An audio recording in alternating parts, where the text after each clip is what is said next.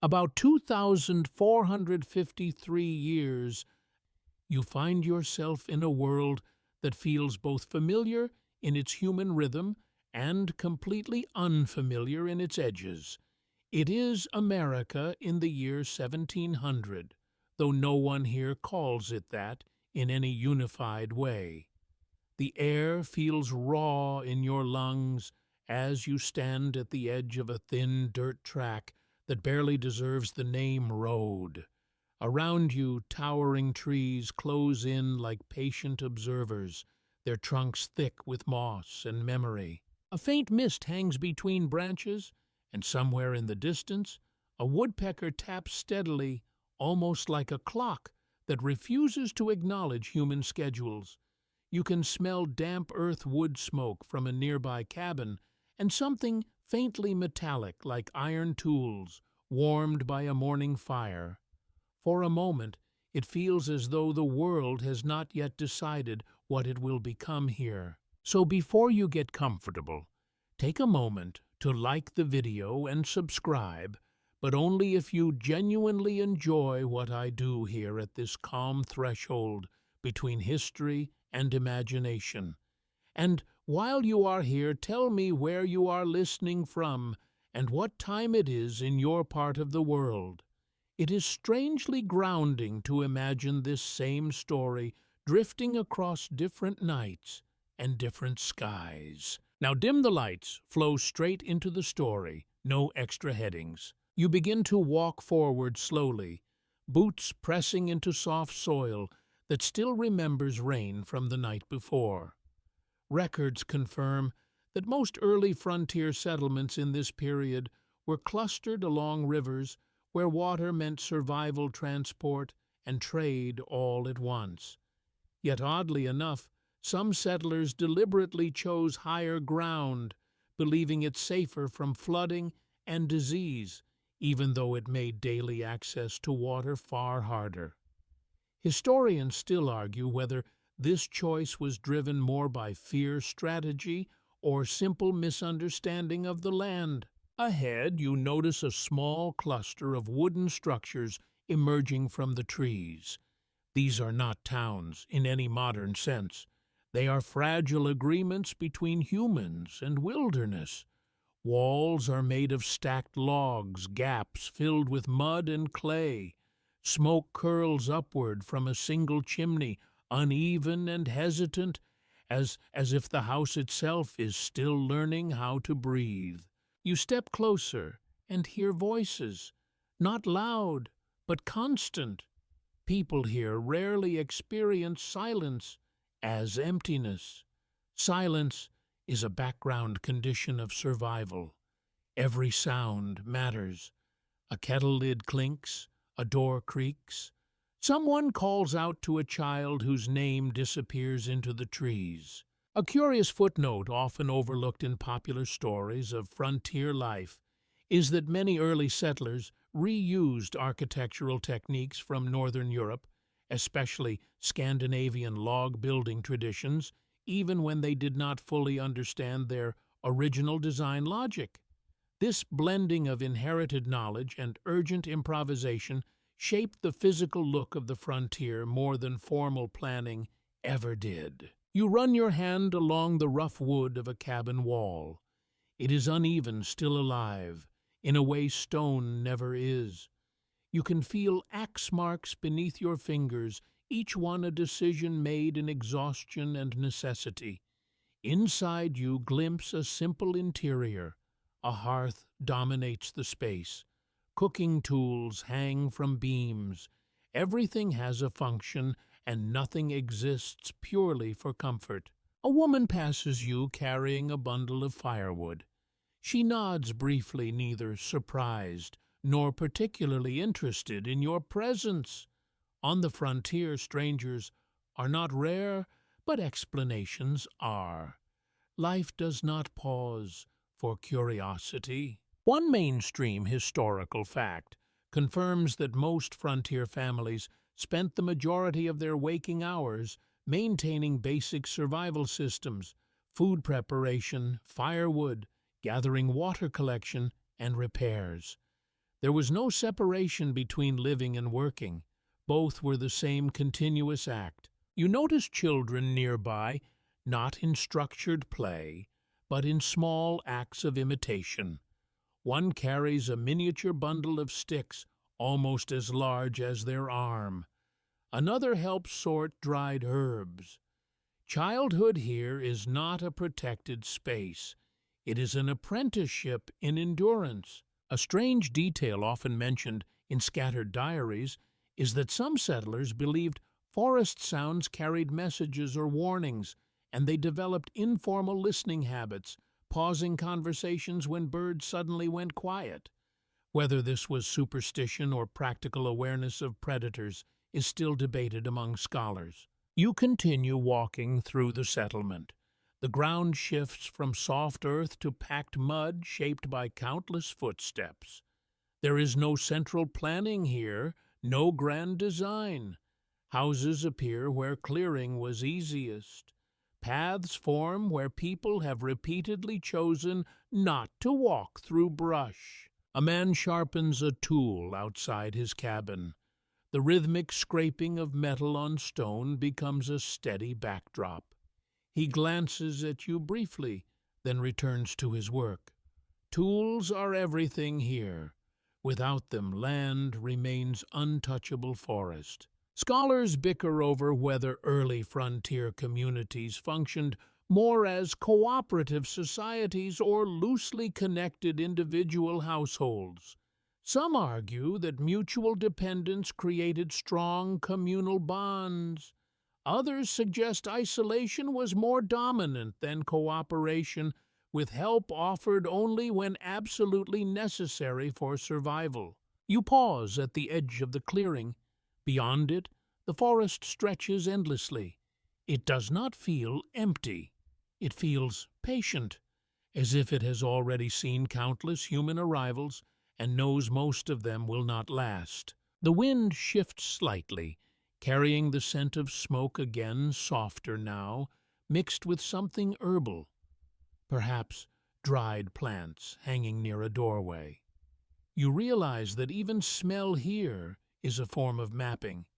It tells you where people are, how they live, what they burn to stay alive. And as you stand there between settlement and wilderness, you begin to understand that frontier life is not a story of expansion alone. It is a negotiation with uncertainty, repeated every single day in wood fire and silence. You wake to a world that does not really have the concept of waking in the modern sense. There are no alarms, no schedules, no fixed divisions between night and morning beyond the slow shift of light through the trees. The sky above the frontier is pale and uncertain, as if it too is still deciding what kind of day this will become. You are inside a rough wooden shelter now, the kind that creaks softly even when nothing moves. The air smells of ash from last night's fire, mixed with damp timber and the faint sweetness of stored cornmeal. Somewhere outside, a rooster calls out, though its sound feels oddly out of place in so much wilderness, like a reminder that domesticated life is trying and sometimes failing to establish itself here. A mainstream historical fact confirms that early frontier homes were often built in stages, with families beginning with a single room and expanding gradually as time, labor, and survival allowed. Nothing here is finished. Everything is always in progress, including the idea of home itself. You step outside. The ground is cooler now, carrying the memory of night frost, even as sunlight begins to stretch through the trees. Dew clings to grass and wooden posts, catching light like scattered glass. The settlement is already moving, not quickly, but continuously, as if still half asleep, yet unable to stop working. A curious footnote often overlooked is that some frontier households used animal fats mixed with clay as a rudimentary form of insulation, a technique borrowed and adapted from multiple cultural traditions, including indigenous knowledge systems. These hybrid methods reveal how survival often depended on quiet exchanges of practical wisdom rather than formal instruction. You notice a woman kneeling near a low table outside her cabin, grinding grain with steady, repetitive motion. The sound is rhythmic, almost meditative. Beside her, a child watches closely, occasionally mimicking the movement with smaller stones. Learning here is not taught in lessons. It is absorbed through repetition and proximity. A faint smell of boiling herbs drifts from another direction. Someone is preparing a simple infusion likely for diarrhea or fever. Frontier medicine is not a profession in the way you might expect. It is a collection of remembered experiments passed through families and neighbors. Scholars still argue whether indigenous healing practices were widely integrated into settler medicine out of respect, necessity, or quiet appropriation. The truth likely sits somewhere in between, shaped by daily survival rather than ideological clarity. You walk slowly through the settlement, again noticing how every object seems to have multiple lives. A broken barrel becomes storage. A worn-out tool is reshaped into something slightly different. Waste is not a category that exists easily here. Everything is either useful or waiting to be made useful again. You pass a small, fenced area where a few animals move restlessly. Chickens scratch at the dirt. A pig snorts softly, half asleep. Their presence is both comforting and constant, a reminder that human survival here is tied directly to living systems that require care every single day. One odd detail preserved in scattered journals is that some settlers believed livestock behavior could predict weather changes more accurately than human observation, leading to informal animal reading practices that influenced daily decisions like travel or harvesting. Whether this was superstition or practical observation is still debated.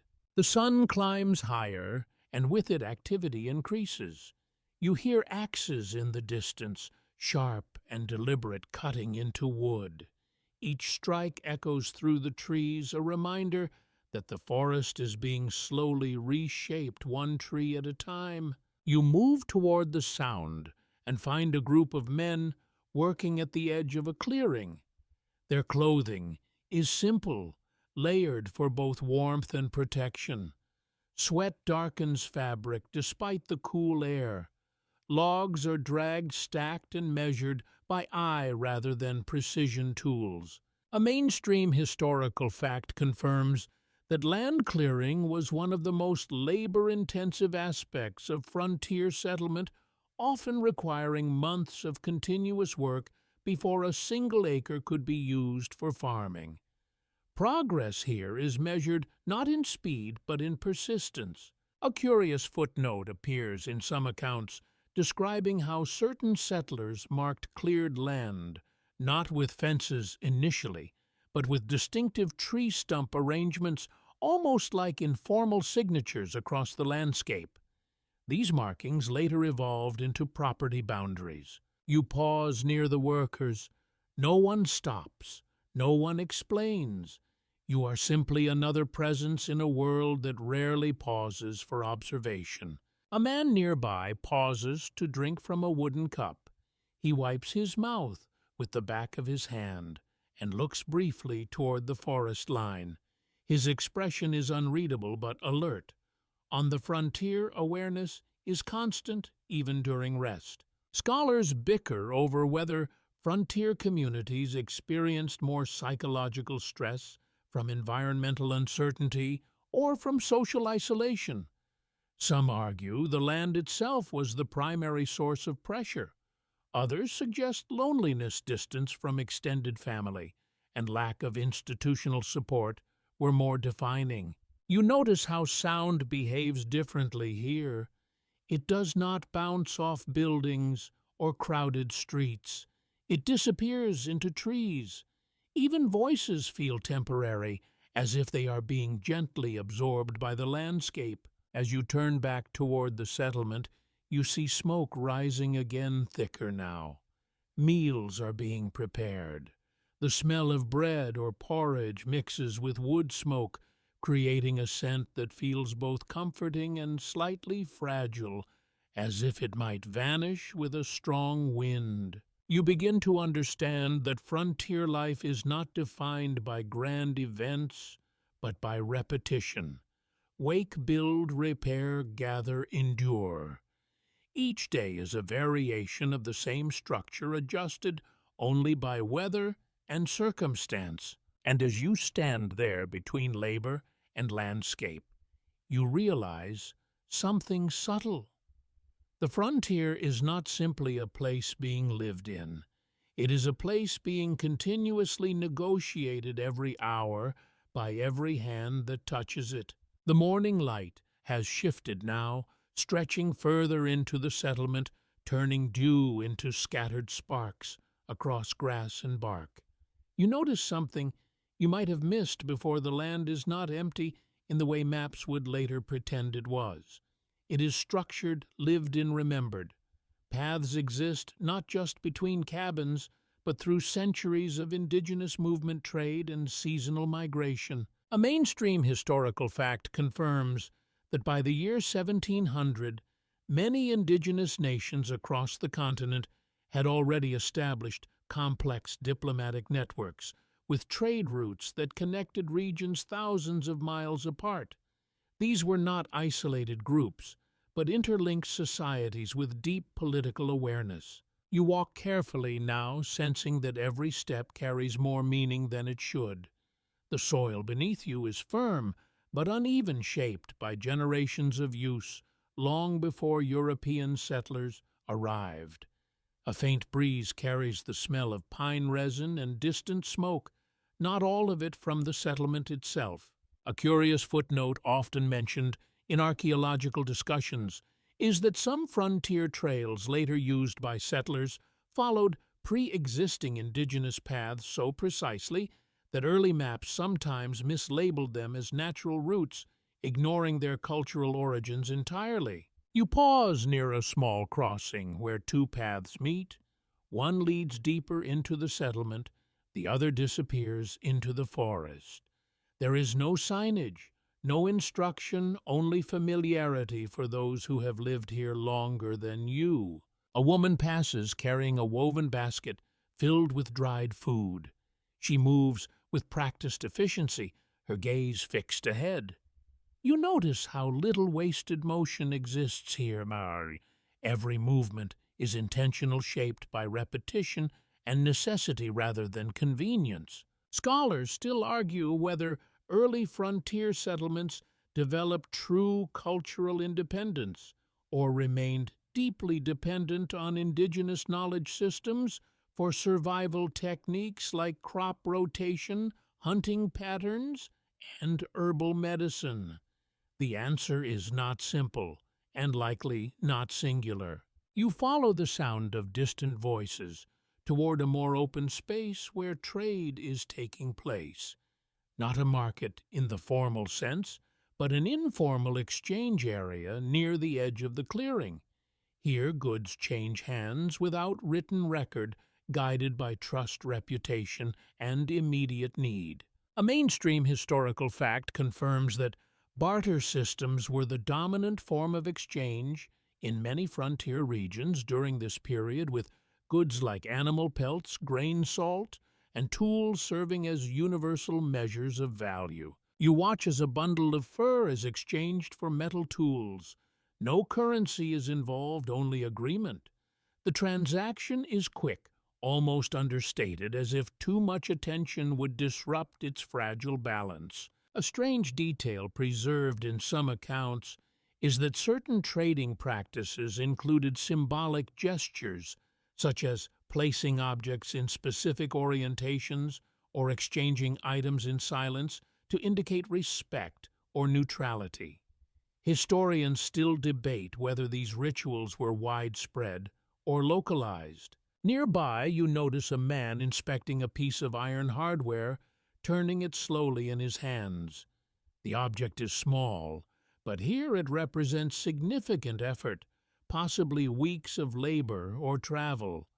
Tools are not conveniences, they are condensed survival. You hear laughter, briefly, unexpected and sharp in the quiet rhythm of the settlement. A group of children are playing near the edge of the clearing, using sticks to draw patterns in the dirt.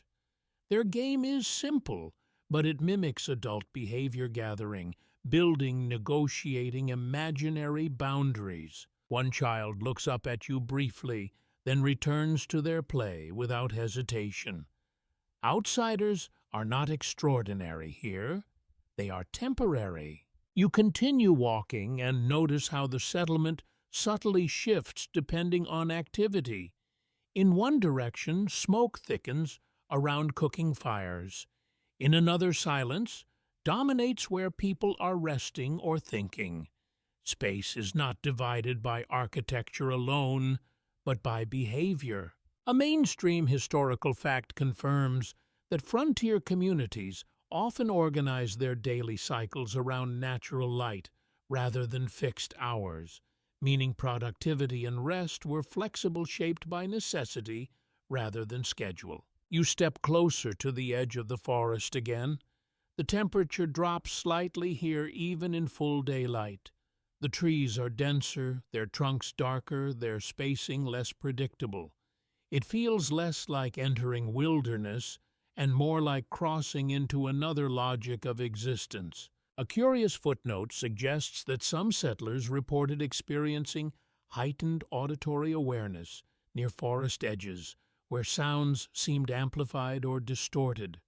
Modern interpretations attribute this to psychological adaptation rather than environmental anomaly. Scholars bicker over whether frontier perceptions of wilderness were shaped more by European cultural fear of forests or by genuine environmental danger encountered in early settlement years. Both factors likely played a role, intertwined and inseparable. You notice something small on the ground near your feet, a carved marking on a wooden stake, partially hidden by grass. It may indicate boundary memory or direction. Its meaning is not immediately accessible to you, and that absence of understanding feels significant. You step back toward the settlement, feeling the contrast more clearly now. One side is structured human effort. The other is layered continuity that resists easy definition. As you return, the sound of tools resumes around you. Axes, hammers, voices, all forming a steady rhythm that defines time more than any clock could. Here time is measured in effort, not hours, and you begin to realize that on this frontier, survival is not just about living in a place. It is about continuously interpreting it over and over again without certainty that your understanding is complete. The settlement feels slightly different now, though nothing obvious has changed. It is the kind of change you only notice when you stop and let your attention settle into the rhythm of the place. Smoke still rises from chimneys. Wood still creaks under weight and wind. Yet everything seems a little more intentional, as if the day has fully committed itself to existence. A mainstream historical fact confirms that early frontier settlements often expanded organically, rather than through planned design, with new structures added wherever land was easiest to clear and resources most accessible. Over time, this created irregular patterns that reflected survival logic more than architectural intention. You move deeper into the cluster of cabins.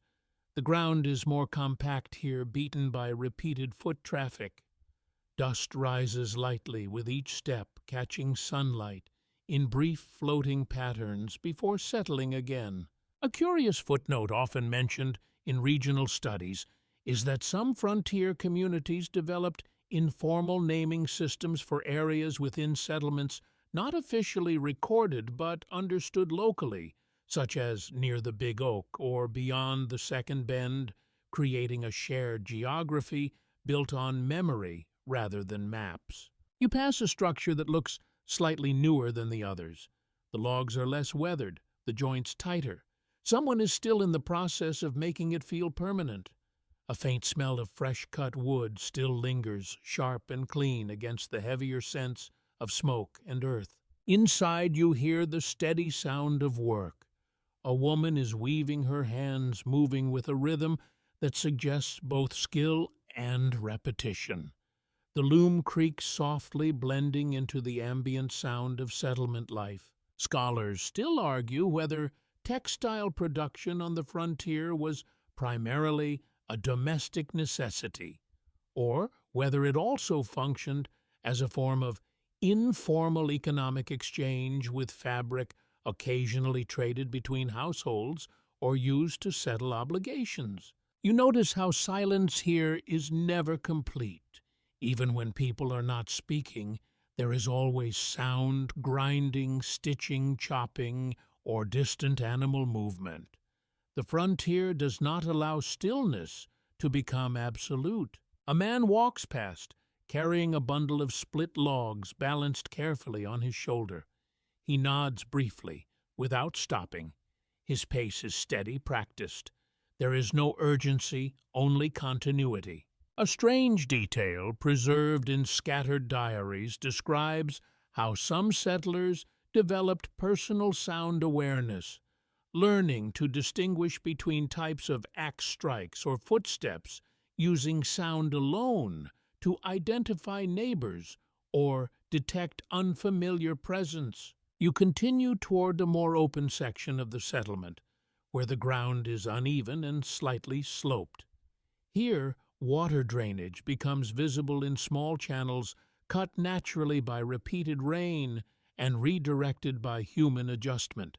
A mainstream historical fact confirms that water management in frontier settlements was rarely engineered in the modern sense, but instead relied on observation and gradual modification of natural flow patterns. You crouch slightly near one of these shallow channels.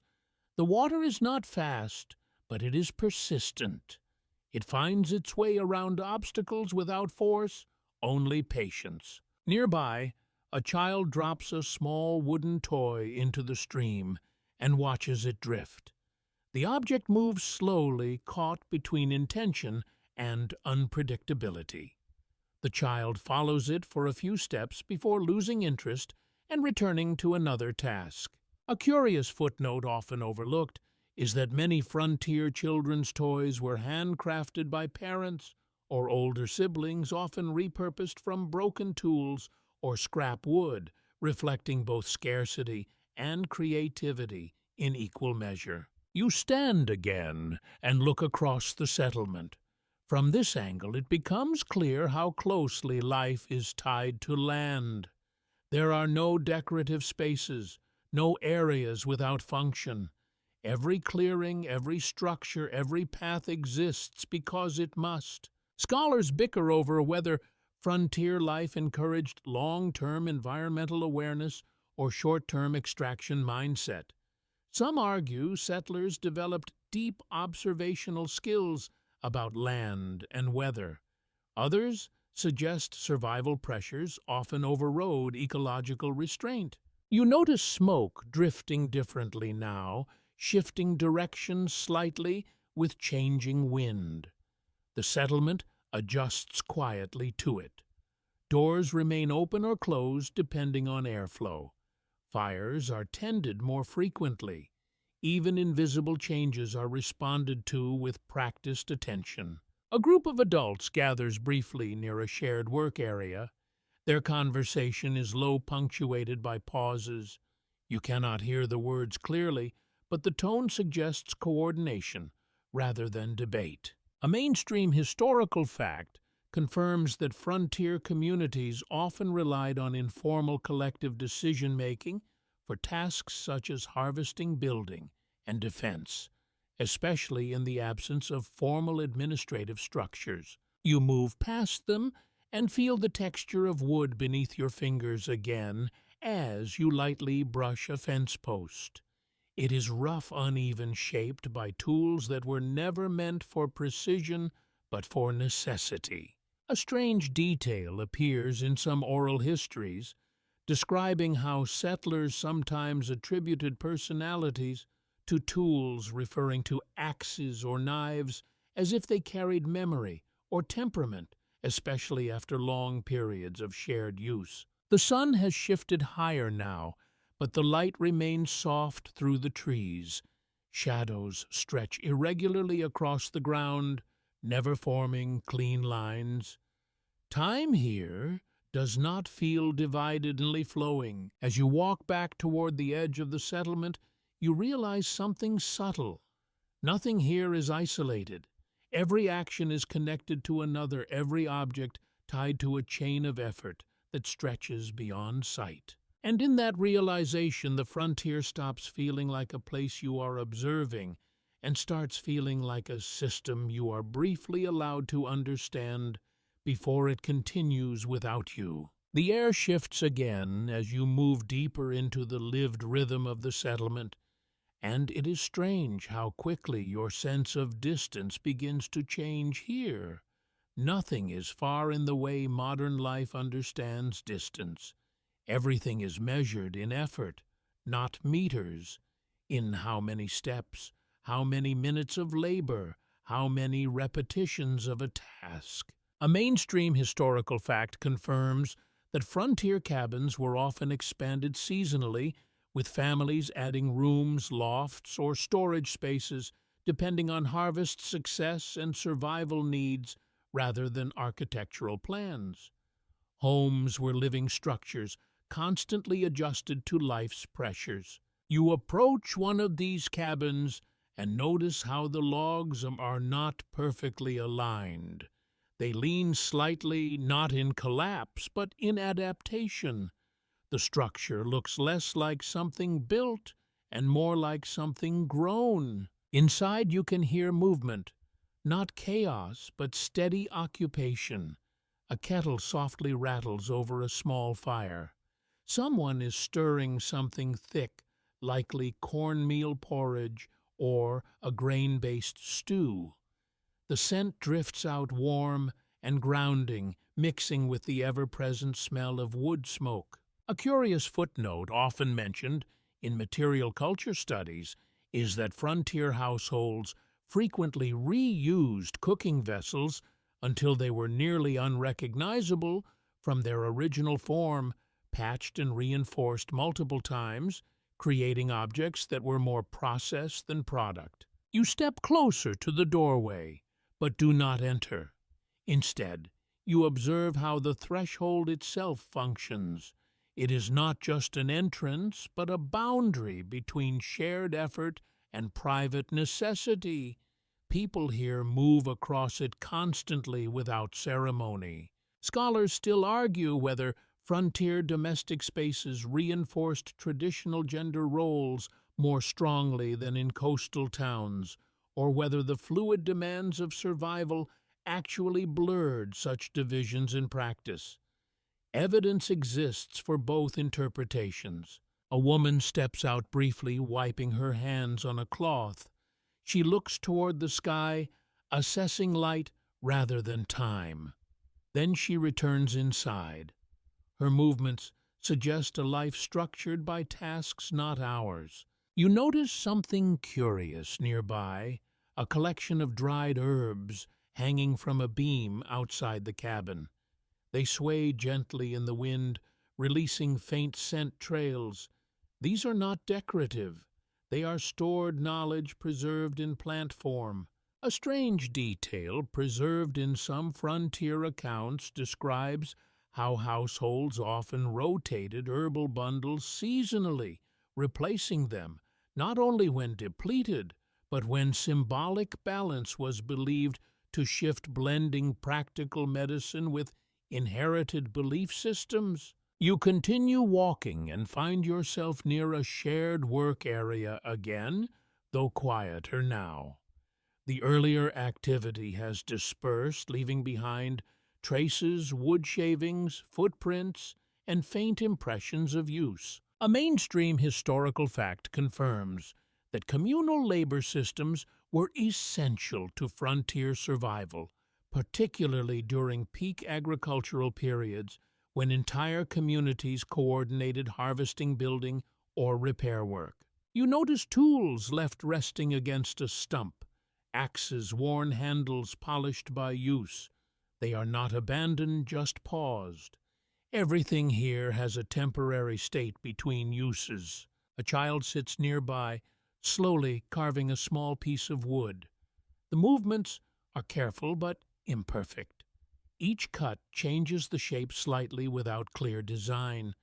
It is learning through doing, not instruction. A curious footnote often discussed by historians is that some frontier communities discouraged formal schooling in the earliest settlement phases simply because labor demands made structured education impractical, leading to highly variable literacy development across regions. You hear a distant call, possibly a name, though it blends into the ambient soundscape. People rarely raise their voices unnecessarily here.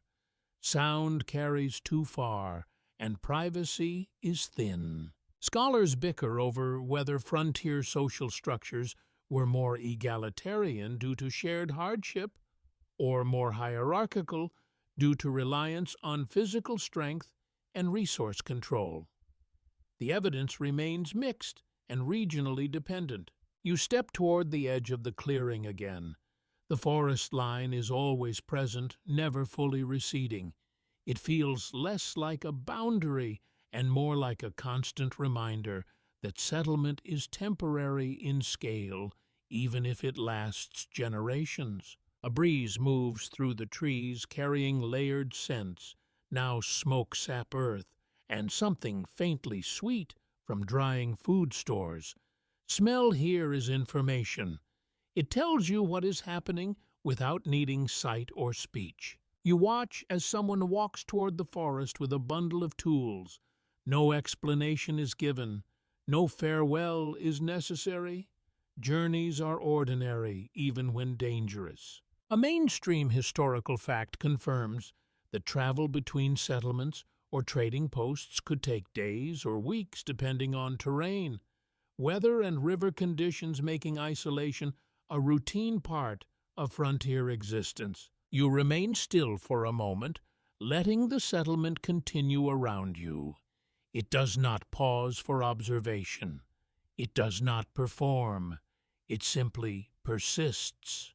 And you begin to understand something subtle but important. Life here is not divided into public and private work, and rest building and living. It is a continuous cycle of adjustment, always responding, always adapting, never fully complete. The morning has fully settled now, though morning is still a loose idea here, more a condition of light than a structured time. The sun filters through uneven layers of forest canopy, breaking into scattered gold patches across the settlement. You notice how everything seems tuned to light rather than clocks, as if the entire community is quietly synchronized with the sky instead of numbers. A mainstream historical fact confirms that frontier communities in this era rarely used standardized timekeeping, relying instead on natural indicators such as sunrise, shadow length, and task completion to structure daily life. Time is felt rather than measured. You step toward a narrow path that leads away from the cluster of cabins. The ground here is softer, less compacted. Grass grows taller between footsteps brushing lightly against your boots. Each movement feels slightly more exposed, as if you are leaving the safety of shared effort behind. A curious footnote often mentioned in ecological histories is that early settlers frequently misinterpreted native plant patterns, sometimes assuming certain grasses or tree formations indicated fertile land, when in fact these patterns often reflected long-standing indigenous land management practices. You continue walking and notice how quickly sound changes as you move away from the settlement. The faint hum of human activity fades, replaced by layered, natural noise. Wind insects, distant bird calls. It is not silence, but a different kind of conversation. Ahead, you spot a narrow stream cutting through the land. The water moves slowly but steadily, reflecting fragmented pieces of sky. Small stones line its edges, worn smooth by time and repetition.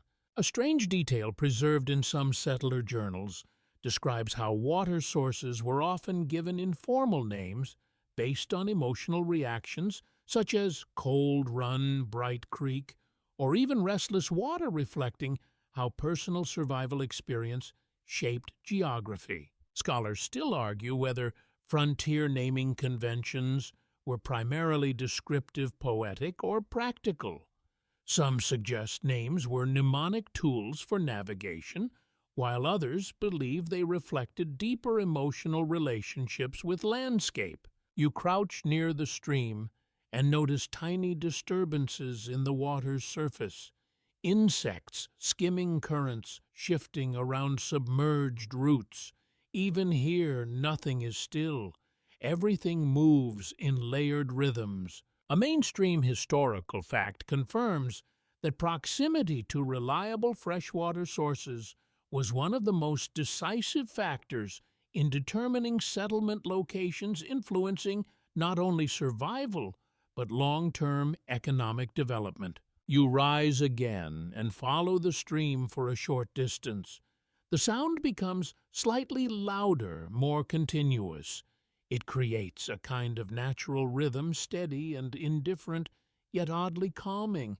A curious footnote often discussed in frontier studies is that some settlers believed streams carried symbolic meaning, associating flowing water with both prosperity and unpredictability, leading to informal rituals of listening to water before major decisions like planting or building. You notice animal tracks near the bank, faint impressions in the soft mud.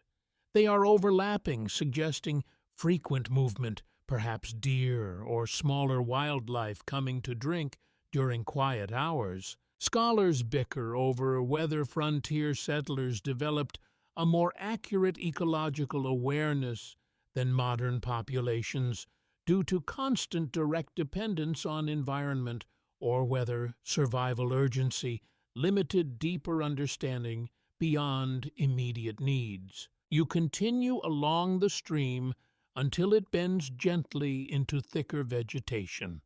The path becomes less clear here, and you begin to rely more on instinct than visibility. A breeze moves through the plants, carrying moisture and the faint scent of living soil. It feels cooler here, almost as if the land itself is exhaling slowly. You pause again, noticing how even small spaces on the frontier feel layered with invisible systems, water flow, animal movement, plant cycles, human activity, all overlapping without clear separation. A mainstream historical fact confirms that frontier survival often depended on intimate knowledge of microenvironments, where small variations in soil, shade, and water access could determine agricultural success or failure. You turn back toward the settlement, retracing your steps along the stream. As you walk, the sounds of human activity gradually return, faint at first, then clearer, like memory re-entering focus. Smoke becomes visible again above the trees. The settlement reappears, not suddenly, but gradually, as if it was always there, waiting at the edge of perception. And as you approach, you realize something subtle. The frontier is not divided into nature and settlement. It is a continuous interface between the two, constantly negotiated, never fully resolved. By the time you return to the settlement, the light has shifted again in a way that is subtle but impossible to ignore once you notice it. Shadows have shortened slightly, and the air feels a little drier, as though the land's quietly moving through its own internal clock, indifferent to human interpretation of time. A mainstream historical fact confirms that frontier diets in this period were highly seasonal, with food availability fluctuating dramatically based on harvest cycles, hunting success, and storage methods such as smoking, drying, and salting. You notice immediately that food preparation is not a single event here, but a continuous background process. Near one cabin, corn is being shelled by hand, each kernel separated with repetitive precision. The sound is soft but constant, like rain falling in reverse. A curious footnote often mentioned in food history studies is that some frontier communities developed hybrid cooking techniques that blended indigenous maize preparation methods with European grain-based stews, resulting in dishes that were neither fully one tradition nor the other, but something entirely practical. You move closer to a central cooking area where several pots hang over a controlled fire. The fire itself is carefully maintained, never too large, never allowed to die completely. Fire here is not just warmth, it is continuity. Inside one pot, something thick simmers slowly.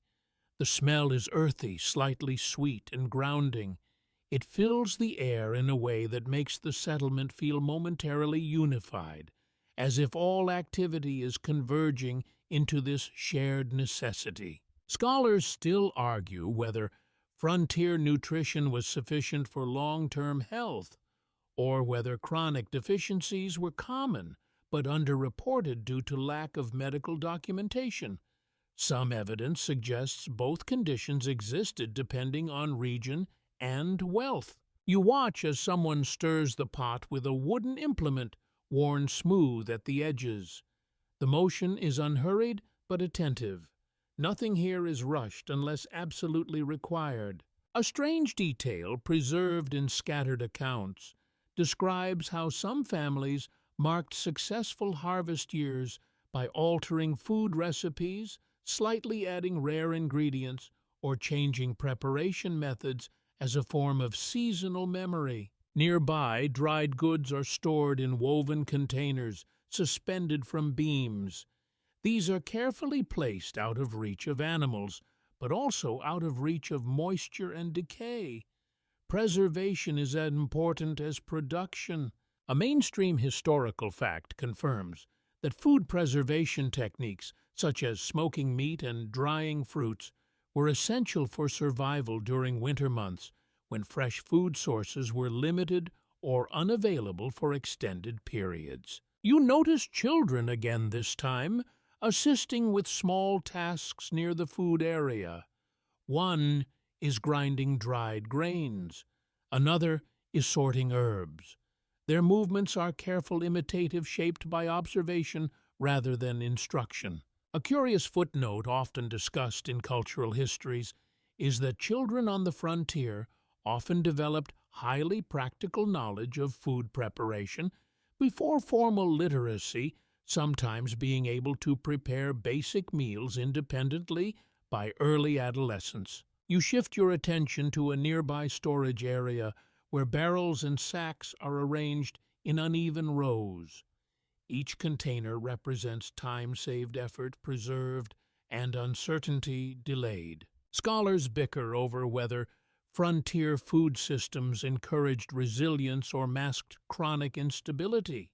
Some argue the reliance on preserved food created strong adaptive skills, while others point to periods of scarcity that shaped long-term health outcomes. You hear a brief exchange between two adults discussing supplies, their tone calm but focused.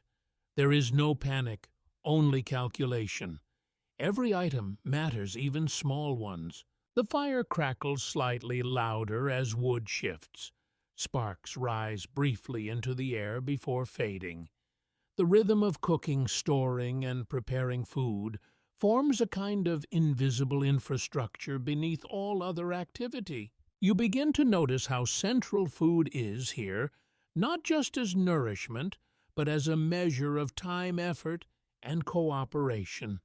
Every meal reflects multiple layers of labor you did not witness directly, but can sense in its presence. A mainstream historical fact confirms that communal food preparation was often a social anchor in frontier communities, reinforcing cooperation and shared survival responsibility among households. You step back slightly from the cooking area, allowing yourself to observe the wider pattern again. Smoke movement, storage, preparation, all forming a loop that repeats daily, adjusted only by season and circumstance. A faint breeze carries the scent of cooked grain across the settlement, briefly unifying separate spaces into a single sensory experience before dispersing again. And as you stand there, you realize that food here is not just consumed. It is constantly being negotiated, prepared, protected, and remembered. It is time made edible, shaped by every hand that touches it. The settlement has moved into a quieter rhythm now, though not a less active one. It is simply a different kind of activity, less visible, more internal. You notice how much of frontier life exists in this layered quiet, where work continues without spectacle, and survival is maintained through repetition rather than dramatic effort. A mainstream historical fact confirms that hunting remained a critical supplement to frontier diets throughout the early 18th century, especially in regions where agriculture was still unstable or developing. Meat from wild game often filled the gaps between harvest cycles. You follow a faint trail leading away from the settlement, again this time noticing how familiar the transition feels. The moment you leave the cluster of cabins, the world changes tone immediately. The air becomes less smoky, more green, more unprocessed. A curious footnote often mentioned in ethno-historical studies is that some frontier hunters adopted tracking techniques directly from indigenous guides, including reading subtle disturbances in soil-plant bending patterns and even changes in insect movement. You crouch near a soft patch of earth where faint impressions mark passage. They are not clear footprints, but suggestions of movement, as if the land is reluctant to fully reveal what has passed over it. Scholars still argue whether frontier hunting practices were primarily driven by necessity or whether they evolved into structured skill systems that held cultural significance beyond survival. The evidence suggests both practical and symbolic layers. You move deeper into the trees where light becomes more fragmented. The canopy filters sunlight into shifting patterns that move across the forest floor like slow water. Every step requires attention, not because of danger alone, but because of uncertainty. A mainstream historical fact confirms that hunting on the frontier was often seasonal and highly regulated by environmental conditions, with certain animals being targeted only during specific times of year to ensure population sustainability. You begin to notice how sound behaves differently here. Your own movements feel louder than expected. A snapped twig carries farther than it should. The forest does not echo. It absorbs and repositions sound. A strange detail preserved in some frontier narratives describes hunters developing what they called listening patience, a practice of remaining motionless for extended periods to allow the forest to reveal itself through sound rather than sight. You pause instinctively, though no instruction tells you to. The forest seems to encourage stillness as a form of awareness. Insects hum faintly. A distant bird call interrupts, then disappears. Scholars bicker over whether frontier hunting should be interpreted as a form of ecological adaptation or as early overexploitation of wildlife populations in newly settled regions. Both interpretations appear in regional records. You continue forward more slowly now. The terrain shifts slightly, becoming softer, richer in undergrowth. Small plants brush against your legs, releasing faint herbal scents as they bend. A curious footnote often overlooked is that some early hunters used handmade scent-masking techniques, rubbing soil ash or plant matter onto clothing to reduce human smell detection by animals, a practice likely adapted through observation of indigenous methods. You catch a glimpse of movement ahead, brief and uncertain, not clearly animal or human, just enough to remind you that perception here is always partial. A mainstream historical fact confirms that hunting success rates in frontier environments were highly variable and often dependent on knowledge exchange, environmental familiarity, and seasonal animal behavior rather than simple skill alone. You remain still for a moment longer, letting the forest settle around you again. The uncertainty does not resolve it, simply disperses. You realize that hunting here is not a single act, but a process of alignment between human presence and natural patterns that are constantly shifting. A faint wind passes through the trees, carrying layered scents of bark-damp soil and distant smoke from the settlement behind you. It reminds you that even here separation is never complete. You begin to retrace your steps slowly, not because anything is wrong, but because movement itself feels different in this space, more deliberate, more exud. Scholars still argue whether frontier hunting practices led to long-term ecological imbalance in certain regions, or whether wildlife populations were resilient enough to absorb early settlement pressures without lasting damage. As you return toward the edge of the forest, the light gradually strengthens again.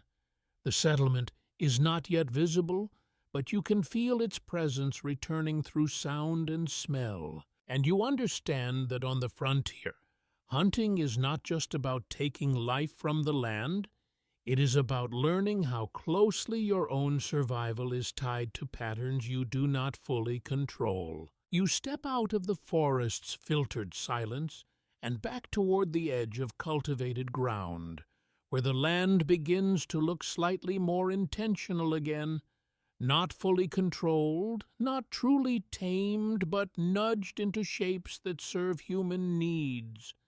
The transition is always subtle here, never a sharp boundary, more like a slow negotiation between growth and removal. A mainstream historical fact confirms that frontier farming in the early 18th century relied heavily on shifting cultivation methods in many regions where land was cleared, used for several years, and then gradually exhausted before new plots were opened nearby. You walk along a faint boundary where forest gives way to field. The soil here is lighter, more exposed, with fewer roots resisting your steps. You can see the scars of clearing stumps left behind, like quiet reminders of what once stood here not long ago. A curious footnote often mentioned in agricultural history is that some settlers intentionally left tree stumps in irregular patterns to serve as informal fencing, marking property lines before formal surveying systems became widespread or reliable. Ahead, you see rows of early crops stretching unevenly across the ground. They are not perfectly aligned nor uniform in spacing. This is not agriculture shaped by precision, but by endurance. Each row reflects human labor measured against fatigue, rather than geometric planning. Scholars still argue whether early frontier agriculture should be seen as inefficient by later standards or as highly adaptive given environmental constraints, tool limitations, and labor shortages. Both interpretations appear in different regional studies. You crouch slightly near the soil. It is loose, uneven, and still holds traces of roots that were never fully removed. The land feels in transition, not yet settled into long-term productivity, still carrying memory of its forest state. A strange detail preserved in some settler journals describes how farmers often judged soil quality not only by color or texture but by smell, claiming that fertile ground had a distinct earthy sweetness after rainfall. You notice movement nearby, someone tending to crops with slow, repetitive motions. There is no machinery, no mechanized rhythm, only human pacing matched against the demands of growth cycles. A mainstream historical fact confirms that most frontier farming relied on manual tools such as hoes, simple plows pulled by animals where available, and hand labor, making agricultural productivity heavily dependent on physical endurance. You observe how weeds are removed carefully but not obsessively. Nothing here is perfectly controlled. The goal is survival yield, not aesthetic uniformity. A curious footnote often discussed in rural economic histories is that some frontier farmers practiced intercropping techniques, planting different crops together to reduce risk of total failure, a method sometimes learned from indigenous agricultural systems. You stand and look across the field. The wind moves through crops, unevenly creating shifting patterns that resemble waves.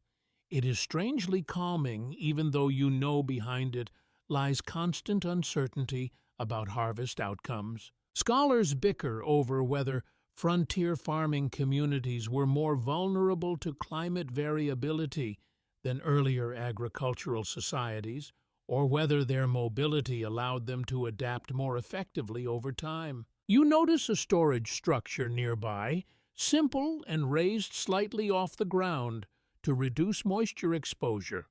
It contains harvested goods from previous cycles carefully preserved for future use. Inside, the smell of dried grain and stored vegetables mixes with faint traces of wood and rope.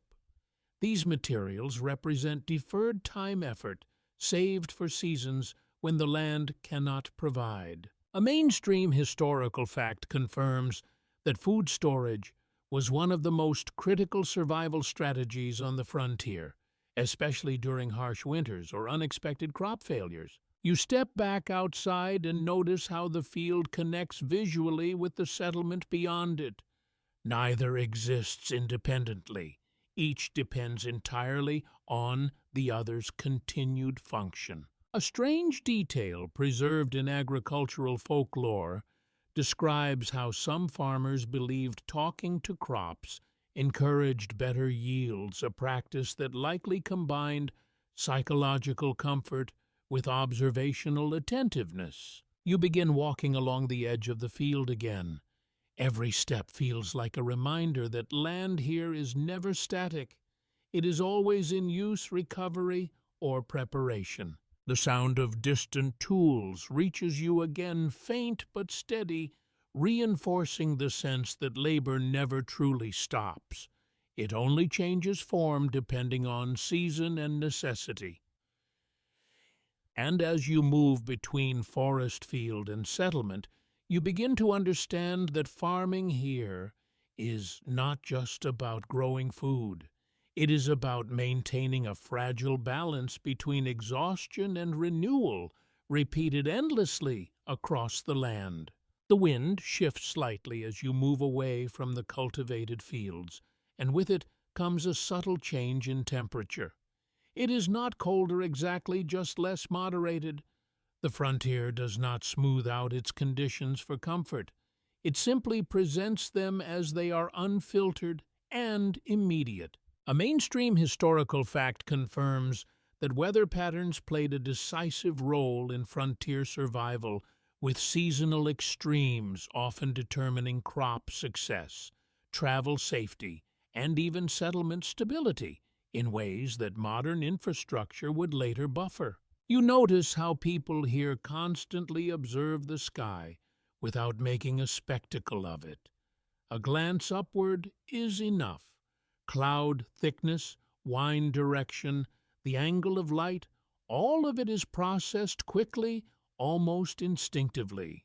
A curious footnote often mentioned in environmental histories is that some frontier communities developed informal weather sayings that combined indigenous forecasting knowledge with European folk traditions, creating hybrid expressions used to predict rain or frost. You walk back toward the settlement's central area, where activity has shifted again. Some people are resting in shaded areas, while others continue working in smaller, scattered tasks. There is no unified schedule, only overlapping cycles of necessity. Scholars still argue whether frontier societies developed more resilient social responses to environmental stress due to constant adaptation, or whether they simply lived in a perpetual state of instability that normalized hardship. You notice how the ground near the settlement feels more compacted, shaped by repeated movement. Even the earth here carries evidence of routine. Footsteps, carts, animals, all compressing time into physical form. A mainstream historical fact confirms that frontier settlements often expanded along predictable environmental advantages such as water access, wind protection, and arable soil, even when initial settlement decisions appeared random. You pause near a cluster of people discussing something quietly. Their tone is low measured, as if conversation itself must conserve energy. Words are used sparingly here, not because they are unimportant, but because they carry weight. A strange detail preserved in some oral accounts describes how certain communities used silence as a form of agreement, where decisions were acknowledged through absence of objection rather than verbal confirmation. You move past them and notice a small structure used for shared storage. Its doors are slightly open, revealing stacked goods inside grain tools, preserved food. Everything is arranged with care, but not rigidity. A curious footnote, often discussed in material culture studies, is that frontier storage spaces often evolved into informal centers of trust, where access reflected social relationships as much as practical need. You continue walking and hear distant hammering, again steady and rhythmic. Construction is never fully finished here. Even completed structures are subject to repair, adjustment, or expansion depending on circumstance. Scholars bicker over whether frontier labor systems encouraged egalitarian cooperation or reinforced informal hierarchies based on physical strength, skill specialization, and control over essential resources. You notice a man working alone near the edge of the settlement, repairing part of a wooden fence. His movements are deliberate, not hurried. Each action seems to anticipate future strain rather than just current need. A mainstream historical fact confirms that maintenance work often consumed as much time as initial construction in frontier environments due to exposure to weather pests and material degradation. You crouch slightly and examine the fence. It is made from irregular wood pieces, each slightly different in shape and thickness. Yet together they form a functional boundary, imperfect but effective. A curious detail sometimes noted in frontier accounts is that fences were occasionally used not just for containment, but for symbolic separation, marking psychological boundaries between known space and wilderness. You stand again and look toward the forest line in the distance. It is always visible, always present, even when not directly engaged. It acts as a reminder of scale, of how small human settlement truly is. The wind carries faint scents, again smoke, wood, earth, and something slightly metallic from tools being worked nearby. These layered smells form an invisible map of activity. You realize that even in moments of relative stillness, the settlement is never idle. It is constantly adjusting, repairing, anticipating, responding. And as you stand there between field and forest labor and rest, you begin to understand that frontier life is not defined by dramatic events, but by continuous maintenance of everything that allows life to persist at all. The light has shifted again, though it is difficult to say exactly when it happened. On the frontier, changes rarely announce themselves. They simply accumulate until you realize the world is no longer quite the same as it was a short while ago. The air feels warmer now, carrying a faint dryness that suggests midday is approaching. A mainstream historical fact confirms that frontier clothing in the early 18th century was almost entirely handmade or locally produced, often repaired repeatedly, with garments passed between family members until they were no longer structurally usable. You notice this immediately in the people around you. Clothing is layered, practical, and unevenly worn. Fabric tells stories here. A patched sleeve, a faded collar, a reinforced seam, all of it speaks more clearly than speech. A curious footnote, often mentioned in textile history, is that settlers frequently incorporated indigenous weaving and dyeing techniques into their garments, sometimes unconsciously adapting patterns and materials that were better suited to local climates. You move closer to a shaded area where someone is working with cloth stretched over a simple frame. The motion is slow and repetitive, hands pulling, tightening, adjusting. There is no rush, only precision shaped by necessity. Scholars still argue whether frontier clothing practices reflected economic scarcity alone, or whether they also represented a cultural shift toward functionality over appearance in everyday life. You notice a child nearby wearing clothing that is clearly altered from adult garments, sleeves, shortened hems, unevenly adjusted. Growth is anticipated here, but not precisely planned for. A mainstream historical fact confirms that clothing alteration and reuse were essential survival practices on the frontier, reducing waste and maximizing the lifespan of limited textile resources. You continue walking and pass a small group repairing footwear. Leather is stretched, stitched, and reinforced with simple tools.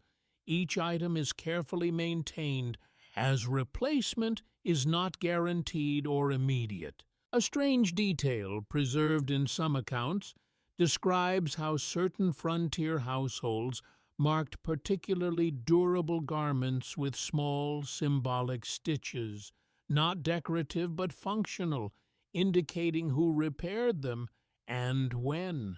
You pause near a wooden bench where tools for textile work are arranged.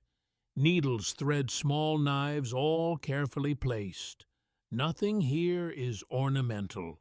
Everything has a function, even organization itself. A curious footnote often mentioned in material culture studies is that some frontier communities developed informal textile exchange systems where fabric scraps were pooled and redistributed for repair work across households. You look toward the edge of the settlement where the forest begins again. The contrast between cultivated space and wild growth feels sharper under this light. One side is shaped, the other constantly forming itself. Scholars bicker over whether frontier clothing styles should be interpreted as purely utilitarian adaptations, or whether they gradually developed distinct regional identities over time. You notice how people move through their tasks with minimal interruption. A conversation happens briefly, then dissolves back into work. Attention is distributed rather than fixed. A mainstream historical fact confirms that frontier labor systems required multitasking as a default condition, with individuals often shifting between agricultural, domestic, and construction tasks within the same day. You watch as someone adjusts a strap on a piece of worn equipment. The motion is practiced almost unconscious. Maintenance is not a separate activity here. It is embedded in everything. A faint breeze moves through the settlement, lifting fabric slightly, revealing the texture of cloth. Rough, uneven, sometimes coarse, but always functional.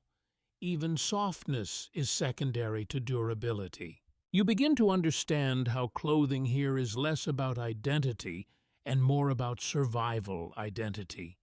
It does not express individuality so much as endurance. A curious detail preserved in some journals suggests that frontier settlers often recognized each other by garment repair styles rather than original fabric, reading history through stitching patterns and patchwork. You step back slightly, observing the settlement as a whole again. Clothing, like everything else here, is part of a continuous cycle wear, repair, reuse, adaptation. And you realize that on the frontier, even something as personal as what you wear is not separate from survival. It is part of the same system that keeps life going one stitch at a time. The settlement feels slightly more open now, as if the day has stretched it outward in small increments. People move between tasks with quiet familiarity, and yet there is always something changing beneath the surface. New exchanges, new arrivals, new absences that are noticed but not always spoken aloud. A mainstream historical fact confirms that trade networks on the frontier in the early 18th century were not isolated systems, but interconnected routes linking inland settlements with coastal ports and indigenous trading hubs, forming a web of exchange that spanned vast distances. You follow a path that leads toward a loosely defined gathering area near the settlement's edge. There is no formal marketplace, no fixed structure, but the ground here is more worn, suggesting repeated use for exchange and interaction. A curious footnote often mentioned in economic histories is that many frontier barter transactions were conducted without standardized weights or measures, relying instead on visual estimation, trust, and repeated familiarity between trading partners. You notice a small exchange taking place nearby. A bundle of dried goods changes hands for a tool. No written record is made. No formal acknowledgement is needed.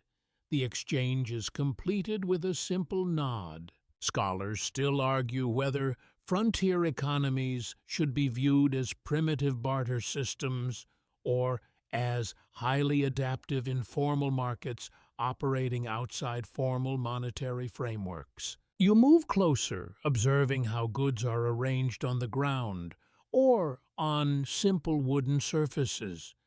Items are grouped loosely, not categorized like in modern markets, but clustered by function and immediate need. A strange detail preserved in some trading accounts describes how certain items, especially metal tools, gained reputation value, meaning their worth increased if they were known to be durable or previously owned by skilled craftsmen. You watch as someone inspects a coil of rope, carefully testing its strength with practiced hands. Even small objects here carry significant weight in terms of utility and trust. A mainstream historical fact confirms that frontier trade often included a mixture of European goods, locally produced items, and indigenous trade goods, creating a blended economy that defied simple categorization. You notice a brief conversation between two individuals, their voices low and efficient. There is no bargaining spectacle, no dramatic negotiation. Value is already understood before words are spoken. A curious footnote often discussed in cultural exchange studies is that some frontier trade practices incorporated symbolic gestures borrowed from indigenous diplomatic traditions, emphasizing respect and reciprocity during exchanges. You shift your attention to a nearby group where several items are being laid out for inspection. The arrangement is temporary, responsive, and flexible, changing depending on what arrives or leaves. Scholars bicker over whether frontier trade networks encouraged cultural blending or whether they reinforced separation by maintaining distinct economic identities between groups. You notice how people here rarely accumulate excess. Possession is fluid. Items move quickly from one household to another, reflecting need rather than ownership permanence. A faint sound of distant movement draws your attention, possibly travelers arriving or departing from the settlement. Travel here is not unusual, but it is always noticeable. A mainstream historical fact confirms that frontier settlements depended heavily on itinerant traders and seasonal movement of goods to maintain access to materials not locally available. You see a small group preparing supplies near the edge of the gathering area. Bundles are tied, checked, and adjusted. Nothing is excessive.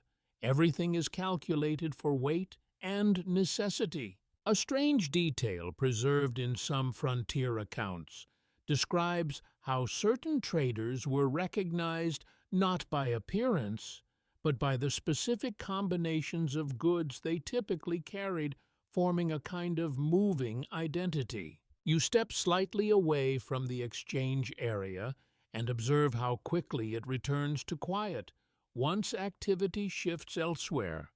There is no permanent marketplace, only moments of concentrated interaction. The wind moves through again, scattering dust lightly across the ground, briefly erasing footprints before they are replaced by new ones. Even evidence of movement is temporary here. And you begin to understand that on the frontier, trade is not a separate system from daily life. It is woven into it, appearing and disappearing as naturally as conversation or labor. The settlement settles into a slightly different rhythm as you continue moving through it, less focused on exchange now and more on maintenance, repair, and the quiet continuity of household life. The sounds are softer again, but constant, like a background pulse that never fully stops. A mainstream historical fact confirms that frontier households in the early 18th century placed extraordinary responsibility on women for managing food production, domestic labor, and often agricultural oversight when men were absent due to hunting, trading, or travel. You notice this immediately in the way activity is distributed. Near one cabin, a woman oversees multiple tasks at once, tending a fire, checking stored goods, and speaking briefly to a child without pausing her movements. A curious footnote often mentioned in social histories is that frontier women frequently recorded their experiences in journals or informal notes, which later became some of the most detailed sources for understanding daily life in these settlements. You pause near a small workspace where woven materials are being repaired. The hands working here are steady and practiced, moving with efficiency, shaped by repetition rather than instruction. Scholars still argue whether frontier life expanded practical autonomy for women due to necessity, or whether it reinforced existing social hierarchies by concentrating labor expectations within the household sphere. You observe how tasks overlap without clear separation. Cooking, repairing, organizing, and caring for children all occur in the same physical space, often simultaneously. A strange detail preserved in some accounts describes how certain households developed shared seasonal labor schedules not formally written but collectively understood. coordinating planting, harvesting, and preservation work across families. You notice a child nearby mimicking adult movements, again sorting small objects into groups with serious concentration. Learning here is not formalized. It is absorbed through constant exposure. A mainstream historical fact confirms that children on the frontier often participated in productive labor from a very young age, contributing meaningfully to household survival, rather than existing as separate dependents in the modern sense. You move toward another cluster of activity where clothing and textiles are being adjusted again. Fabric is measured against bodies rather than rulers cut and stitched based on immediate need. A curious footnote often mentioned in textile anthropology is that some frontier garments were intentionally designed with adjustable seams, allowing clothing to grow or shrink with the wearer, or to be repurposed across different uses. You watch as a woman carefully reinforces stitching along a sleeve. The motion is precise, almost meditative.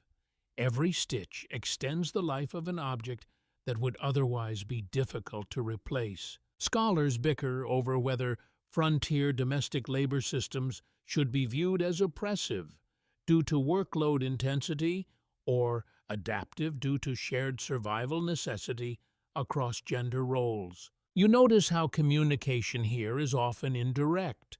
A gesture replaces a sentence. A glance replaces instruction. Efficiency reduces the need for explanation. A faint smell of herbs and smoke drifts through the air again, suggesting food preparation continues in parallel elsewhere in the settlement. No single task dominates the day. A mainstream historical fact confirms that frontier households often operated as integrated production units where domestic and economic activities were inseparable and continuously overlapping. You step back slightly, taking in the layered structure of activity. Nothing is isolated.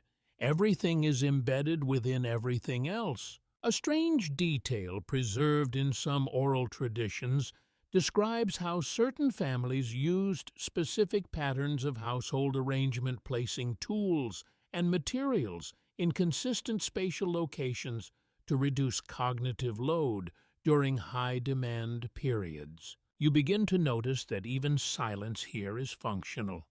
It allows attention to shift smoothly between tasks without interruption. The wind moves lightly across the settlement again, carrying fragments of sound voices, tools, animals, blending them into a single ambient texture. And you begin to understand that frontier life is not divided into roles in the way modern life is. It is a continuous state of shared responsibility, where survival depends on constant participation rather than defined boundaries.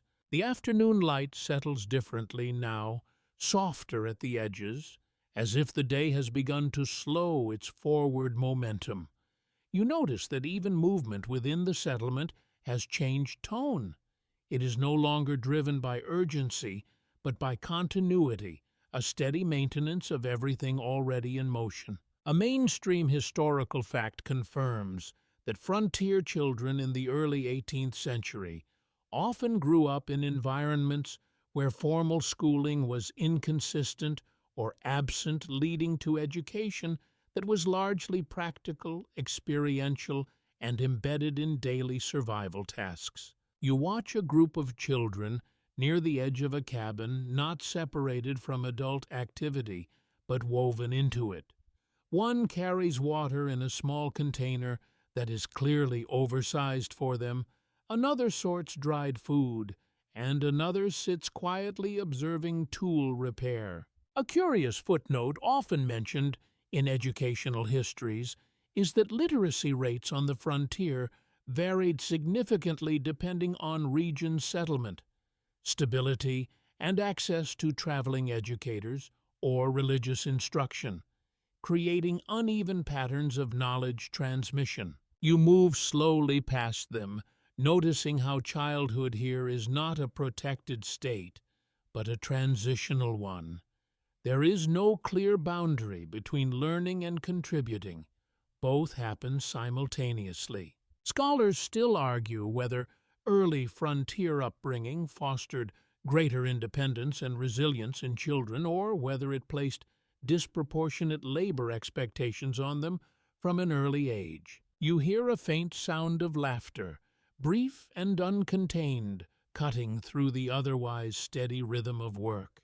It disappears quickly, absorbed back into the broader soundscape of activity. A strange detail, preserved in some personal accounts, describes how children often created informal games based on adult labor tasks mimicking farming, hunting, or trade exchanges in simplified forms. You continue walking and notice how the settlement subtly organizes itself around shared spaces rather than rigid structures.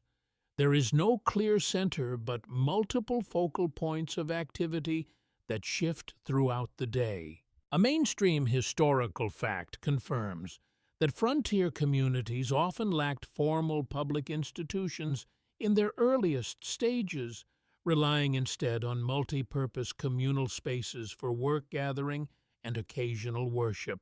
You pass a shaded area where someone is carving wood. The movement is slow and deliberate, shaping raw material into something functional.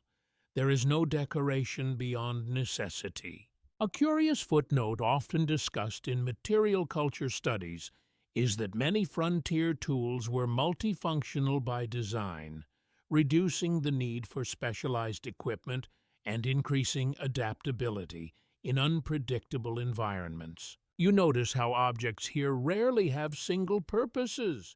Everything can be adapted, modified, or repurposed depending on circumstance. Scholars bicker over whether this multifunctionality reflects economic scarcity alone or a deeper cultural tendency toward improvisation and flexibility in frontier societies. You pause briefly near a cluster of storage containers. Their arrangement is not symmetrical, but it is efficient. Access matters more than appearance. A faint breeze passes through again, shifting the scent of wood smoke and dried herbs. The smell is constant but never identical, always shaped by subtle variations in activity and weather. You observe how adults and children alike move through shared space without collision.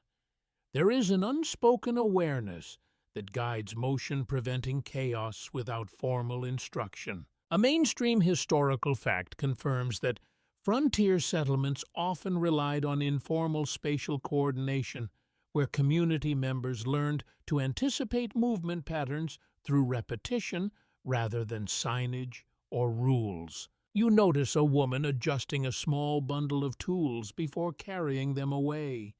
The act is simple, but it reflects a deeper system of preparation. Everything is always being moved, used, or readied. A strange detail preserved in some journals describes how certain households maintained ready corners, small designated areas where essential items were always kept, prepared for sudden need. You step back and observe the settlement as a whole again. It feels less like a collection of buildings and more like a continuous system of interdependent actions. Even rest here is not complete inactivity. It is a pause within motion, a temporary reduction rather than an absence of effort. And you begin to understand that on the frontier, even the concept of childhood space and time are not fixed categories. They are flexible states shaped entirely by survival and shared necessity. The air has grown heavier in a subtle way, not warmer exactly, but denser with activity that is less visible than earlier in the day. You begin to notice that the settlement does not truly slow down. At any point, it simply shifts its focus from one type of labor to another, like a tide moving without pause. A mainstream historical fact confirms that frontier medicine in the early 18th century was a blend of European herbal traditions, indigenous healing knowledge, and locally developed folk remedies, often practiced by individuals without formal medical training. You are drawn toward a small, shaded area where several people are gathered quietly. There is no sense of alarm, only attention. Someone is lying on a simple cot or raised platform, while another person kneels nearby, preparing herbs in a small container. A curious footnote often mentioned in medical histories is that certain frontier communities developed what could be described as household healers, individuals who were not formally designated but gradually became trusted through repeated successful treatments. You notice the scent immediately, sharp, herbal, slightly bitter. It lingers in the air in a way that feels both grounding and slightly unsettling, as if the environment itself has changed texture. Scholars still argue whether frontier medical practices were primarily effective due to accumulated empirical knowledge, or whether survival bias exaggerates their success in historical accounts. You observe how carefully the herbs are handled. Each step is deliberate. There is no rush here, even though urgency might exist beneath the surface. A mainstream historical fact confirms that many frontier remedies were derived from locally available plants, with knowledge passed orally across generations, and often adapted through trial and observation rather than written instruction. You step slightly closer, careful not to intrude. The person on the cot is partially covered, breathing steady but shallow. The scene is quiet, not dramatic, but deeply attentive. A strange detail preserved in some accounts describes how certain remedies were believed to require precise timing with environmental conditions, such as moon phases or seasonal transitions, blending observation with belief systems. You notice that others nearby are not idle. They are preparing additional supplies, fetching water, or maintaining nearby fires. Even care itself is embedded within the broader system of labor. A curious footnote often mentioned in ethnobotanical studies is that some indigenous medicinal practices were adopted selectively by settlers, sometimes accurately preserved, other times altered or misunderstood over time. You hear soft conversation nearby, measured and low. Words are used carefully, as if excess speech might disrupt focus or concentration. Scholars bicker over whether frontier medicine should be interpreted as an early form of practical pharmacology or as a symbolic system deeply intertwined with belief and ritual practice. You watch as a small amount of liquid is carefully administered. The action is slow, controlled, and precise. Every movement matters. A mainstream historical fact confirms that medical care on the frontier was often decentralized, with treatment occurring within households or small community clusters, rather than centralized institutions. You notice how attention here is collective, but quiet. Multiple people observe, assist, or simply remain present, forming a shared space of care without hierarchy being explicitly stated. A faint breeze moves through the area, carrying the scent of herbs outward into the settlement, briefly connecting this small moment to the wider environment. You begin to realize how fragile life feels in these conditions, not because it is constantly in crisis, but because it depends so heavily on knowledge, observation, and timing that cannot be guaranteed. A strange detail preserved in some frontier diaries describes how certain remedies were only administered after consulting experienced elders, blending practical medicine with social authority structures. You step back slightly, giving space again to the quiet activity. The settlement continues around this moment without interruption. Other tasks proceed unchanged, and you begin to understand that on the frontier, health is not a separate system.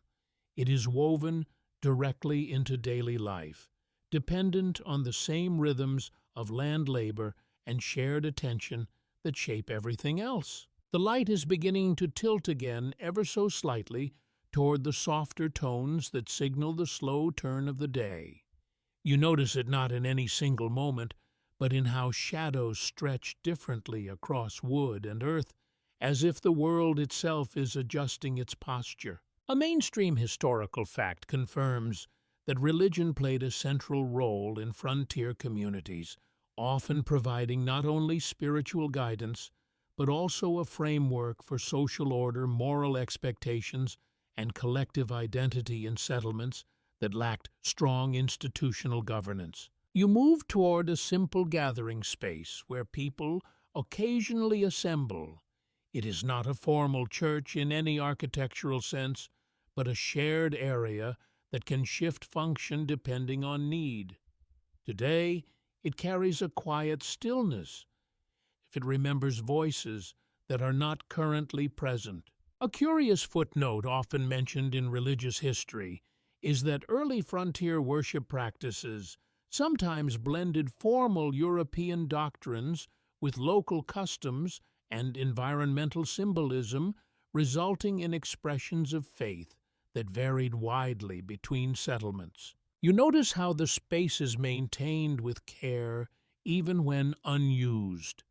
The ground is relatively clear, the area respected as though its meaning persists even in silence. Scholars still argue whether frontier religiosity was more rigid due to isolation or more flexible due to the absence of centralized authority enforcing doctrinal uniformity. You sit for a moment on a simple wooden surface nearby, observing how people pass this space without rushing. There is a subtle acknowledgement in how they move, not spoken, but visible in their pace. A strange detail, preserved in some accounts, describes how certain frontier communities held informal gatherings that combined prayer, storytelling, and communal decision-making, blurring the boundaries between religious and civic life.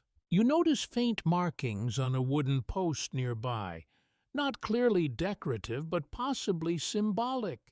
Their meaning is not immediately accessible, and that lack of clarity feels intentional rather than accidental. A mainstream historical fact confirms that religious gatherings on the frontier often served multiple purposes, including social coordination, dispute resolution, and the reinforcement of shared community norms. You hear distant sound again.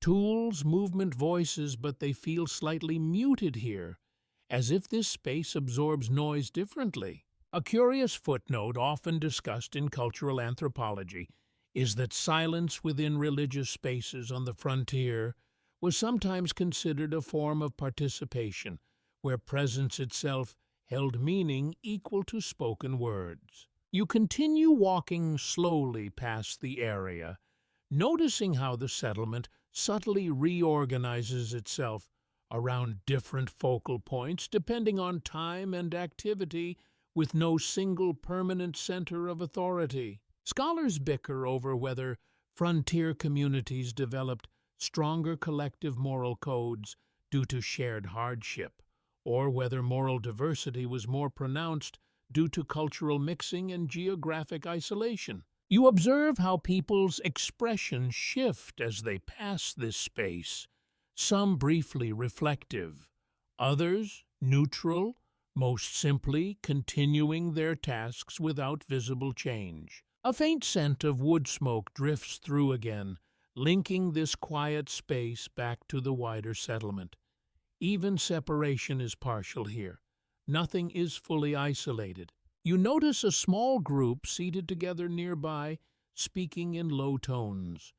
Their conversation seems less like debate and more like alignment as if they are reinforcing shared understanding. A mainstream historical fact confirms that frontier communities often relied on communal gatherings to maintain social cohesion, particularly in environments where formal governance structures were limited or distant. You stand again and look toward the edge of the settlement where forest begins to reassert itself. The contrast between structured space and wild growth remains constant, never fully resolved. A strange detail, preserved in some oral traditions, describes how certain communities believed natural spaces held spiritual significance, with forests, rivers, and weather patterns interpreted as part of a larger moral landscape. You begin to realize that here, belief is not separated from environment. It is embedded within it, shaped by daily experience of land, weather, and survival. And you understand that on the frontier, religion is not just practiced. It is lived in the same continuous flow as labor, movement, and memory. The settlement feels slightly more structured now, not because anything new has been built, but because your awareness of its patterns has deepened. What once seemed scattered now reveals a quiet logic, a system that is not imposed from above, but formed from repeated necessity. A mainstream historical fact confirms that frontier communities in the early 18th century often operated without formal legal institutions in their earliest stages, relying instead on customary practices, neighbor agreements, and local consensus to resolve disputes. You notice a small gathering near the edge of the settlement where conversation is more deliberate than usual. There is no raised voice, no visible tension, but the tone suggests that something important is being decided. A curious footnote often mentioned in legal history is that some frontier communities developed informal jury-like gatherings where respected members of the settlement collectively assessed disputes without written law or formal procedure. You stay at a distance, observing how people arrange themselves naturally into listening and speaking roles. There is no designated authority figure standing apart. Authority here appears situational, shifting depending on context and respect. Scholars still argue whether frontier justice systems were more equitable due to communal involvement or more arbitrary due to lack of standardized legal frameworks. You notice how gestures accompany speech more than usual in this moment. A hand raised slightly, a pause before response, a nod that carries agreement without words. A strange detail preserved in some accounts describes how certain frontier disputes were resolved through restitution rather than punishment, focusing on restoring balance within the community rather than enforcing strict retribution. You shift slightly to the side, catching fragments of conversation that suggest negotiation over property boundaries or resource usage. The language is practical, not emotional, but underlying stakes feel significant. A mainstream historical fact confirms that frontier legal norms often evolved from a combination of colonial legal traditions and local adaptations shaped by environmental pressures and social interdependence. You notice that even disagreement here is contained. It does not spill outward. The settlement continues functioning around it, unaffected in its broader rhythm. A curious footnote often discussed in social anthropology is that verbal agreements on the frontier were frequently considered binding through social memory alone, with community recognition serving as enforcement rather than written documentation. You observe a brief pause in the gathering. Someone steps forward slightly, then steps back again. The movement suggests conclusion without formal announcement. Scholars bicker over whether frontier communities relied more heavily on social reputation or practical necessity when enforcing collective decisions. You notice how quickly the group disperses once the matter appears settled. There is no lingering ceremony. Resolution is marked by return to work rather than declaration. A faint breeze moves through the settlement, carrying dust and scent across the cleared ground. The air feels momentarily lighter, as if tension itself has been absorbed back into routine activity. You continue walking and see how life resumes immediately around the space where discussion occurred. People return to tasks, tools, movement, and sound. A mainstream historical fact confirms that social cohesion on the frontier depended heavily on repeated interaction and shared labor, which reinforced accountability without requiring formal institutional enforcement. You pass by a storage area again and notice how access to resources remains unchanged despite the earlier gathering. Order is maintained not through visible control, but through collective acceptance. A strange detail preserved in some frontier accounts describes how individuals who repeatedly violated communal expectations were often socially isolated rather than formally punished, relying on exclusion as a corrective mechanism. You realize that justice here is not a separate system. It is embedded in daily relationships, reputation, and shared necessity. The forest edge remains visible in the distance, unchanged throughout these human interactions. It does not respond, but it frames everything that happens within the settlement. And you begin to understand that on the frontier, law is not something written or enforced from above. It is something continuously negotiated through presence, participation, and the fragile balance of community trust. The settlement feels slightly more open again, as if the earlier tension has dissolved into the ordinary rhythm of labor and movement. Life here rarely holds a single emotional tone for long.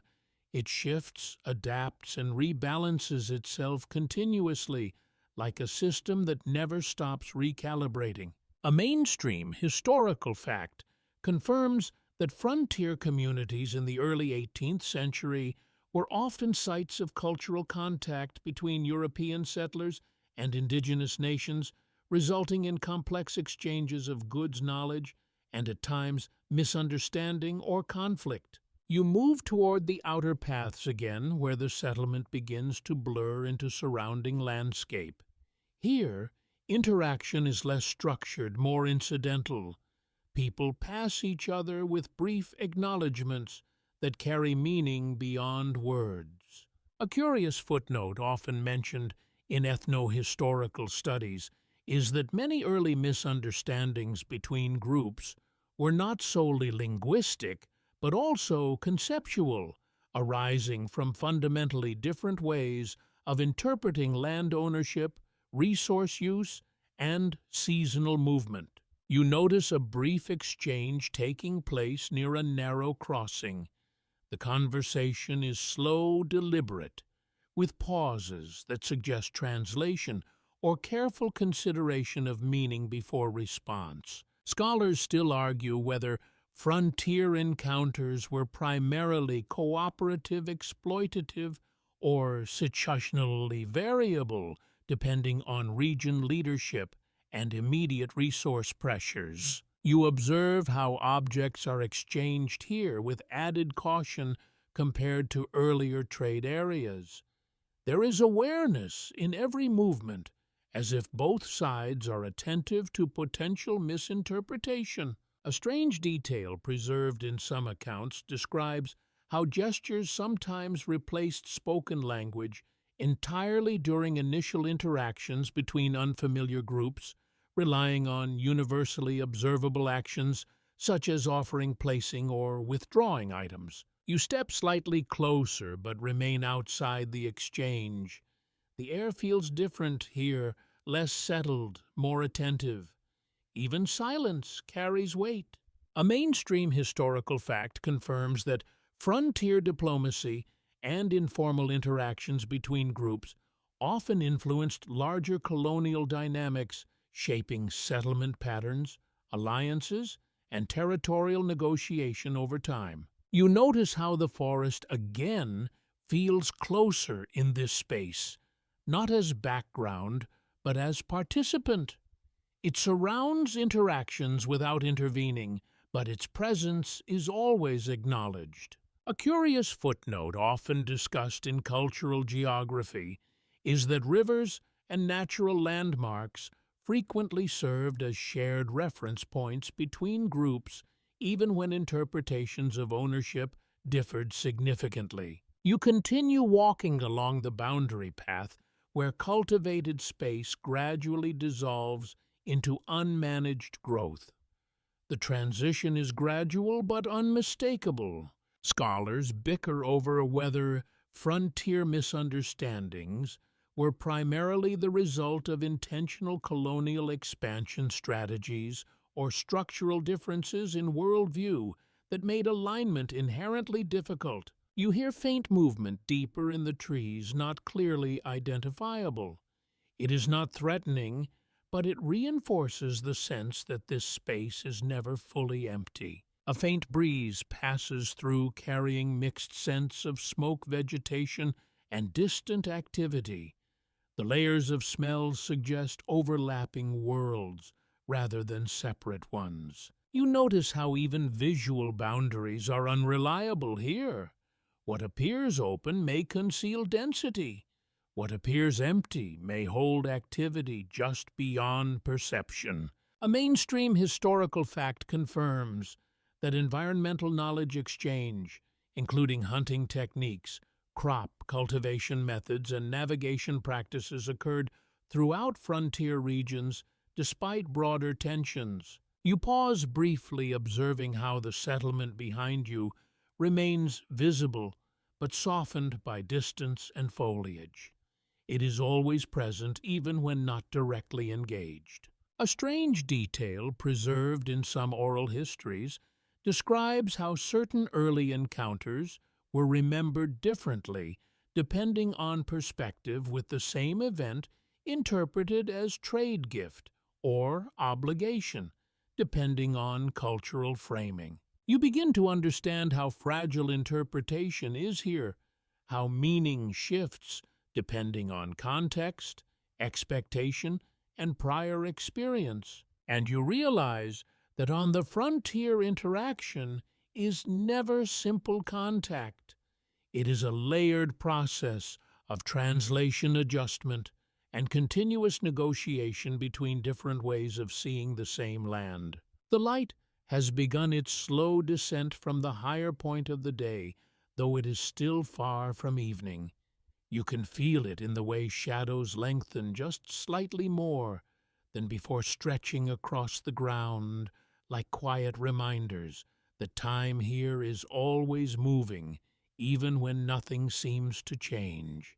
A mainstream historical fact confirms that the fur trade was one of the most influential economic forces shaping frontier expansion in the early 18th century, driving exploration deeper into inland forests and river systems than agriculture alone would have demanded. You follow a path that subtly narrows again, as if the landscape itself is guiding movement toward specific corridors of use. This is not engineered direction, but repeated preference shaped by countless feet over time. A curious footnote often mentioned in economic histories is that certain fur trading routes were initially mapped based on indigenous travel networks that had existed for generations before European settlement intensified. You notice how the forest here feels slightly more structured, not in human terms, but in the way movement appears to have shaped it. Branches are more worn at certain heights.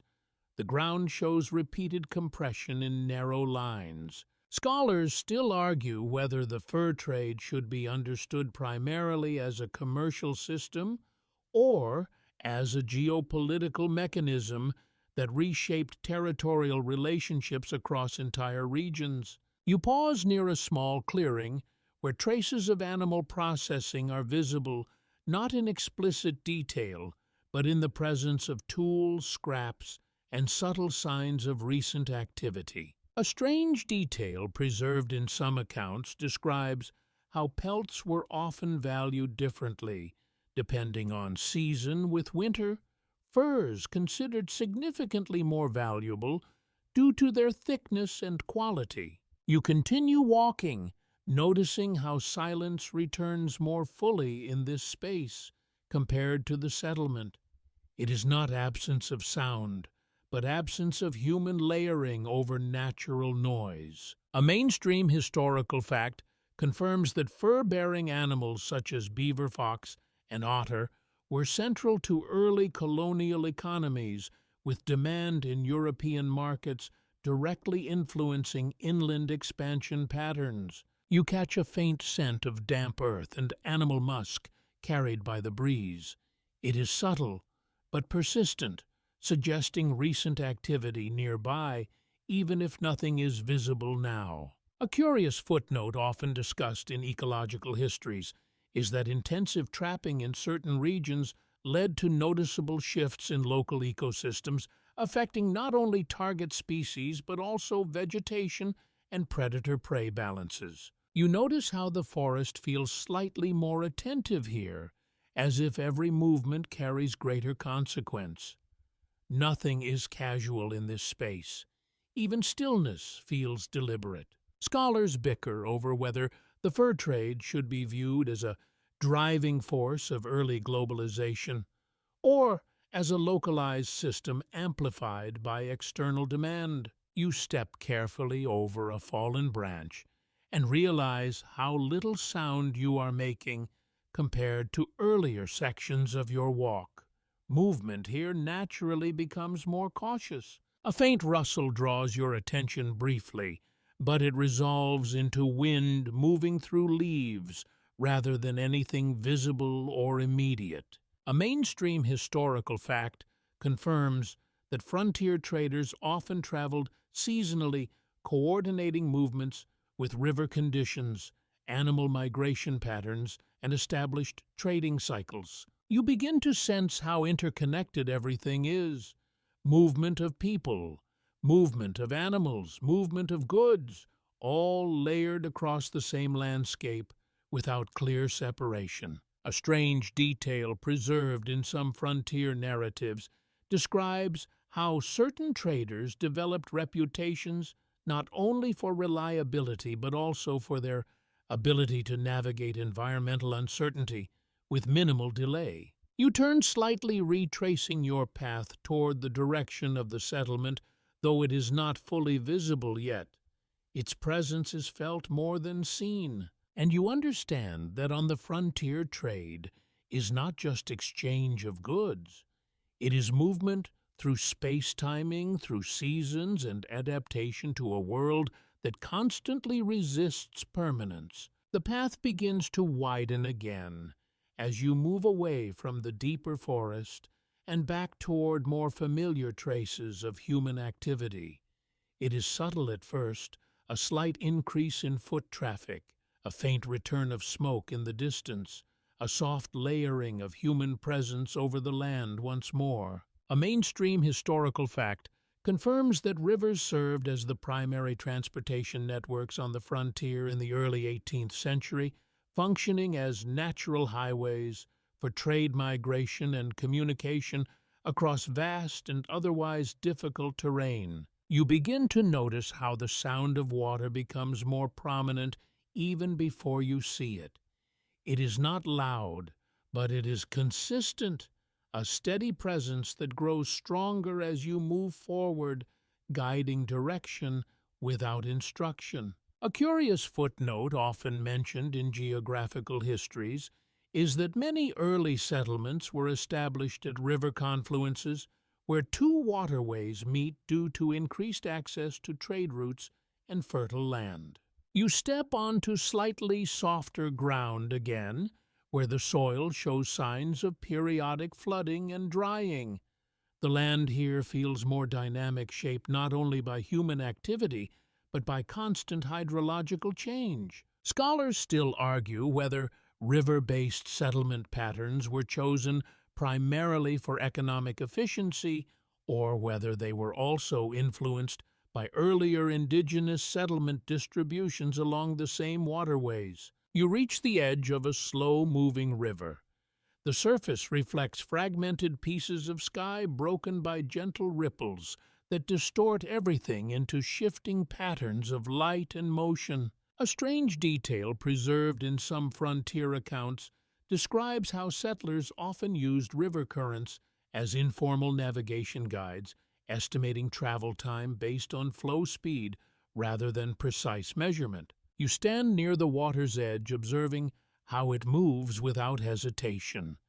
There is no resistance, only continuous forward motion shaped by terrain and gravity. A mainstream historical fact confirms that river transport, especially using flatboats and canoes, was significantly more efficient than overland travel in many frontier regions, despite the risks posed by currents, weather, and navigation hazards. You notice faint signs of human use along the bank, small clearings where goods may have been loaded or unloaded, and slightly worn paths leading to and from the water. A curious footnote often discussed in transport history is that some river routes became so heavily used that informal stopping points emerged, eventually evolving into permanent trading settlements or towns. You listen to the water for a moment.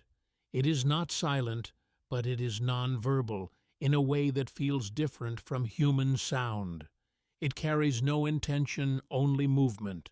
Scholars bicker over whether river systems in frontier development acted more as unifying networks or as boundaries separating competing territories and jurisdictions. You notice how the river subtly changes direction ahead, bending through the landscape with patient inevitability. Everything here adapts to it, rather than the other way around. A faint breeze moves across the surface briefly, increasing the texture of the water, creating overlapping ripples that catch and scatter light in unpredictable ways. You begin to understand why rivers were so central to life here. They are not just resources, they are organizing structures, shaping movement, settlement, and connection simultaneously. A strange detail preserved in some frontier narratives describes how travelers often developed emotional attachments to specific rivers, describing them as companions or guides during long journeys. You step back slightly from the edge, noticing how the settlement's direction begins to reappear along faint paths leading away from the water. And you realize that on the frontier, rivers are not just part of the landscape. They are the underlying logic that quietly structures where people go, how they live, and how everything remains connected across distance. The sound of the river slowly fades behind you as you move back toward higher ground, but it does not disappear completely. It lingers in memory and in the faint acoustics of the landscape, as if water has a way of remaining present even when it is no longer visible. A mainstream historical fact confirms that frontier wildlife in the early 18th century included a wide range of predators and large mammals, many of which still shaped human settlement patterns through both opportunity and threat. You notice the terrain becoming slightly more uneven again, with scattered rocks and denser clusters of vegetation. Movement here requires more attention, not because of danger alone, but because the ground itself is less predictable. A curious footnote often mentioned in natural history studies is that early settlers frequently misidentified animal behavior patterns, sometimes attributing intentionality or symbolism to actions that were purely instinctive survival responses. You pause as a distant sound breaks through the natural noise, a sharp call or movement in the brush. It is brief, unresolved, and quickly absorbed back into the environment. Scholars still argue whether frontier fear of wildlife was primarily based on actual encounter frequency or shaped by inherited European narratives that emphasized wilderness as inherently dangerous. You continue forward more slowly, noticing how the forest here feels less uniform. Some areas are dense and closed, others unexpectedly open, creating a shifting patchwork of visibility and concealment. A mainstream historical fact confirms that encounters with animals such as wolves, bears, and large deer were a regular aspect of frontier life, influencing hunting practices, settlement defense, and daily caution behaviors. You observe faint tracks again, overlapping patterns that suggest repeated movement across this area. The forest is not static. It is actively used by many forms of life, human and non-human alike. A strange detail preserved in some frontier accounts describes how settlers sometimes interpreted animal presence as indicators of environmental change, such as weather shifts or seasonal transitions. You notice how your own awareness has changed. Every sound now carries potential meaning. Every movement in the brush becomes something to interpret before reacting. A faint rustle resolves into wind, passing through dry leaves, but your attention remains heightened for a moment longer than necessary before relaxing again. Scholars bicker over whether frontier populations developed heightened environmental sensitivity due to necessity, or whether such perceptions were shaped by cultural storytelling traditions about wilderness. You move past a cluster of trees where sunlight breaks through more strongly. The light creates temporary clearings that vanish as clouds shift or branches move. A curious footnote often discussed in ecological anthropology is that some frontier communities developed seasonal risk maps based not on formal surveying, but on accumulated memory of animal movement and environmental hazards. You begin to recognize how deeply interconnected survival is with observation. Nothing here is separated into categories of nature and human activity in any strict sense. A mainstream historical fact confirms that knowledge of local ecosystems was essential for frontier survival, with individuals often relying on accumulated informal understanding of terrain species behavior and seasonal cycles. You step over uneven ground, adjusting your balance without thinking. The body adapts quickly here, learning terrain through repetition rather than instruction. A faint sound of distant activity begins to reappear, signaling your gradual return toward areas shaped more consistently by human presence. You realize that the forest is not an opposing world to the settlement. It is an extension of it, continuously interacting, overlapping, and influencing every boundary. And you understand that on the frontier, survival depends not on separating from nature, but on constantly learning how to move within it without assuming it will ever remain the same. The ground beneath your feet gradually shifts again, becoming more compact, more frequently traveled, as you leave the deeper forest behind. The transition is subtle, almost imperceptible, but you can feel it in the way your steps produce less resistance, less uncertainty. A mainstream historical fact confirms that land disputes were a frequent source of tension on the frontier in the early 18th century, as overlapping claims, informal boundaries, and unclear surveying practices often led to prolonged disagreement between settlers and communities. You notice faint signs of earlier disagreement, not in words, but in the landscape itself. A crooked fence line, a cleared patch that seems to extend slightly beyond what feels natural. Boundaries here are not absolute.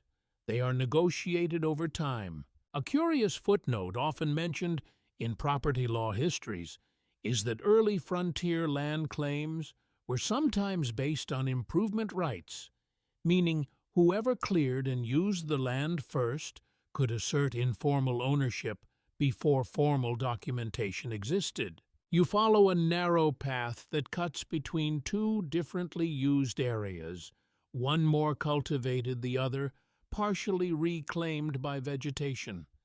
The boundary is not sharp, but it is socially recognized. Scholars still argue whether frontier land conflicts were primarily resolved through legal mechanisms introduced by colonial authorities or through local negotiation and community enforcement practices. You hear distant voices again, not raised but firm. There is no sense of immediate conflict, but the tone suggests discussion over resources, space, or usage. Or a mainstream historical fact confirms that land ownership systems on the frontier were often hybrid in nature, combining colonial legal frameworks with customary practices adapted to local conditions and urgency. You slow slightly, noticing how people here instinctively orient themselves toward or away from certain spaces without needing formal markers. Knowledge of land is shared, not always written. A strange detail preserved in some accounts describes how settlers sometimes used natural features, such as unusually shaped trees or rock formations, as reference points for informal boundary agreements. You pass near a small marker, a simple wooden stake partially weathered. It does not explain itself. Its meaning is assumed by those who live here. A faint breeze moves across the clearing, stirring dust and leaves. It briefly blurs the boundary between areas before settling again into visible structure.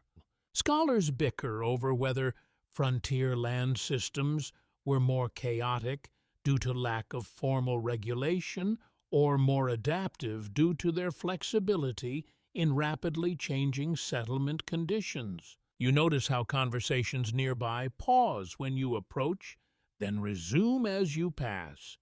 Presence here is acknowledged but not disruptive. A curious footnote often discussed in colonial history is that land disputes were sometimes settled not by official courts, but by community gatherings, reinforcing the importance of reputation and local consensus. You continue walking and observe how different sections of land reflect different levels of investment and effort. Some areas are intensively used, others are left partially open, perhaps awaiting future expansion or abandonment. A mainstream historical fact confirms that frontier expansion was often incremental and nonlinear, with settlements growing, contracting, and shifting based on environmental conditions and economic opportunity. You realize how fragile the idea of permanence is here. Even structures that appear stable are subject to change, relocation, or repurposing over time. A faint sound of tools being used returns in the distance, reminding you that labor continues even when not directly visible. You begin to understand that land here is not simply owned or divided. It is actively shaped, reinterpreted, and renegotiated continuously by those who depend on it. And you see that on the frontier, conflict over land is not just about territory. It is about survival, identity, and the constant effort to define stability in a place that resists fixed boundaries. The settlement feels more distant now, even though you are still within its broader orbit. The reason is not physical distance, but a shift in focus. Your attention has moved outward again toward the invisible forces that shape everything here, from above and beyond immediate daily labor. A mainstream historical fact confirms that European imperial powers in the early 18th century, particularly Britain, France, and Spain, exerted indirect but powerful influence over frontier regions, through trade regulation, military presence, and colonial governance structures. You notice how people occasionally reference distant authorities in conversation, not as something present, but as something that exists somewhere beyond the forest, beyond the river, beyond immediate experience. A curious footnote often mentioned in colonial administrative histories is that many frontier decisions were made locally long before official approval or awareness reached distant capitals,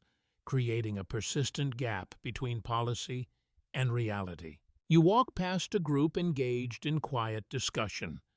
The topic is not fully clear, but fragments suggest concerns about obligations, supplies, or external expectations imposed from far away. Scholars still argue whether frontier communities experienced imperial control as a direct governing force or as a distant framework that only intermittently influenced local life. You notice how the settlement operates largely independently in practice, yet still acknowledges broader structures when necessary, like weather patterns from another world that occasionally affect daily life. A mainstream historical fact confirms that colonial authorities often relied on intermediaries, traders, and local leaders to enforce or communicate policies across frontier regions due to vast distances and limited infrastructure. You continue walking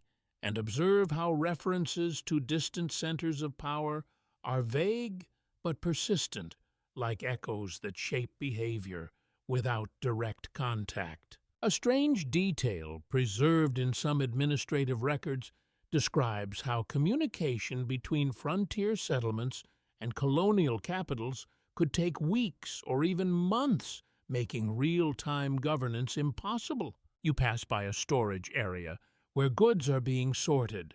Some items are clearly marked for external trade or transport, suggesting connections beyond the immediate community. A faint breeze moves through, carrying mixed scents of smoke earth and distant activity, as if multiple layers of movement are overlapping in the same space. Scholars bicker over whether frontier autonomy was more imagined than real, given the extent of economic and political dependence on imperial systems, or whether local agency remained dominant despite external influence. You notice how decisions made here feel both immediate and indirectly shaped by unseen expectations, a dual structure of independence and connection. A curious footnote often discussed in diplomatic history is that frontier regions sometimes developed their own informal protocols for dealing with imperial representatives,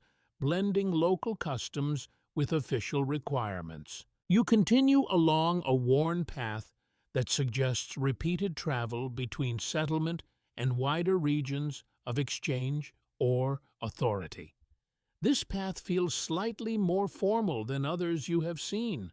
A mainstream historical fact confirms that frontier regions often functioned as buffer zones between competing imperial powers, making them strategically important despite their physical isolation. You realize how the settlement is not isolated at all, but positioned within larger systems of movement, trade, and geopolitical tension that extend far beyond immediate visibility. A faint sound of distant movement, possibly travel or transport activity, reminds you that this place is connected to something much larger, even if those connections are irregular and indirect. You begin to understand that frontier life is shaped not only by land and labor, but also by invisible structures of authority that arrive slowly, unevenly, and often indirectly.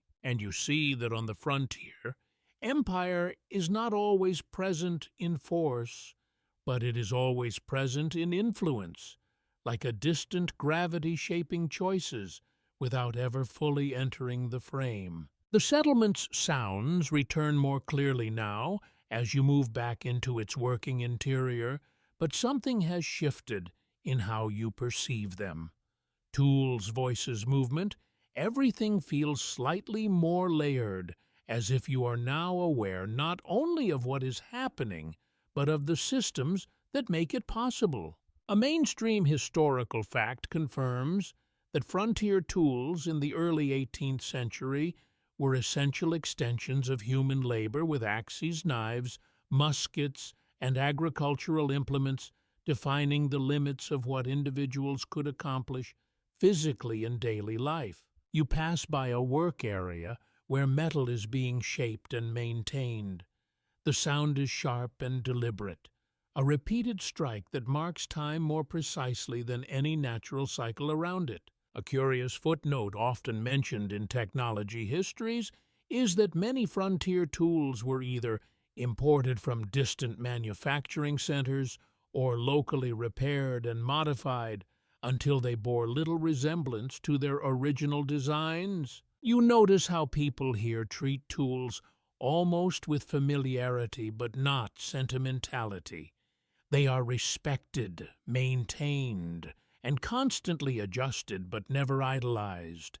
Their value is entirely functional. Scholars still argue whether frontier technological dependence created innovation through necessity, or whether it simply reinforced reliance on limited but durable imported technologies. You observe a man examining a blade, running his thumb carefully along its edge before making a minor adjustment. The motion is precise, learned through repetition rather than instruction. A mainstream historical fact confirms that tool maintenance was a constant requirement on the frontier due to environmental exposure, heavy use, and limited access to replacement materials. You continue walking and notice how even simple objects here carry layered histories. A single tool might have been repaired multiple times, its material gradually replaced while its function remains unchanged. A strange detail, preserved in some accounts, describes how certain tools were passed between households as part of informal exchange systems, creating shared ownership over essential equipment. You move past a storage rack where multiple implements are arranged in careful order. The organization is practical, reflecting ease of access rather than aesthetic arrangement. A faint sound of hammering continues in the background, steady and rhythmic, blending into the broader soundscape of settlement life. It feels almost like a heartbeat for the environment. Scholars bicker over whether frontier tool use patterns should be interpreted as evidence of technological limitation or adaptive efficiency under constrained conditions. You notice how people adjust tools frequently, not waiting for failure, but anticipating wear. Maintenance is proactive rather than reactive. A curious footnote often discussed in material culture studies is that frontier settlements often displayed significant variability in tool quality depending on trade access, geography, and wealth distribution. You pause briefly near a bench where someone is sharpening an edge. The motion is slow and controlled, almost meditative in its repetition. A mainstream historical fact confirms that access to quality tools significantly influenced productivity and survival outcomes in frontier environments, affecting everything from agriculture to construction efficiency. You notice how even conversations here occasionally reference tools as if they are part of the body extensions of capability rather than separate objects. A faint breeze moves through the settlement again, carrying the scent of metal wood shavings and smoke. These sensory layers blend into a unified impression of ongoing labor. You begin to realize how deeply intertwined human effort and material objects are here. Nothing functions independently. Everything depends on maintenance, repair, and continuous attention. And you understand that on the frontier tools are not just instruments, they are the boundary between effort and survival, constantly bridging the gap between human limitation and environmental demand. The settlement feels quieter again, though not in the sense of reduced activity. It is more like the day has moved into a different register, where movement slows slightly and attention becomes more distributed across smaller, more individual tasks. A mainstream historical fact confirms that travel on the frontier in the early 18th century was often slow, physically demanding, and highly dependent on terrain weather conditions and the availability of navigable paths or waterways. You notice a small group preparing for departure near the edge of the settlement. Their movements are deliberate, repetitive checking bundles, adjusting straps, distributing weight carefully before any journey begins. A curious footnote often mentioned in travel histories is that frontier travelers frequently underestimated journey times, as early estimates failed to account for environmental unpredictability, such as sudden storms, muddy terrain, or river changes. You observe how preparation for travel here is not just logistical, but almost ritualistic in its repetition. Every item is examined more than once, as if certainty must be built manually through attention.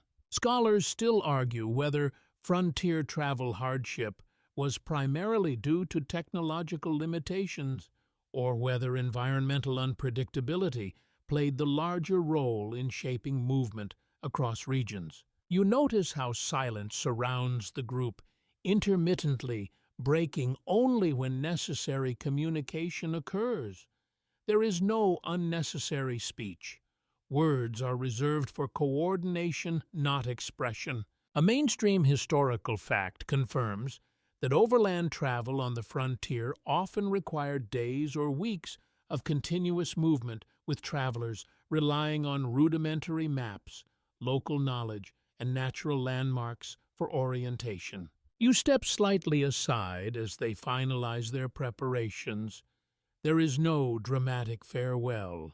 Movement here is ordinary, even when it involves significant distance. A strange detail preserved in some travel accounts describes how certain frontier travelers developed mental mapping techniques, visualizing routes based on sequences of environmental cues rather than formal cartographic systems. You notice how supplies are distributed unevenly among the group, adjusted according to physical capacity and expected duration of travel.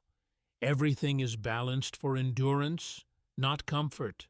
A faint sound of animals nearby suggests additional preparations, possibly livestock or pack animals being readied for movement. Their presence adds another layer of logistical dependence. Scholars bicker over whether frontier mobility encouraged greater geographic awareness among settlers, or whether repeated hardship led to narrower, more survival-focused navigation habits. You watch as one final adjustment is made. A strap tightened, a bundle secured, and then the group begins to move.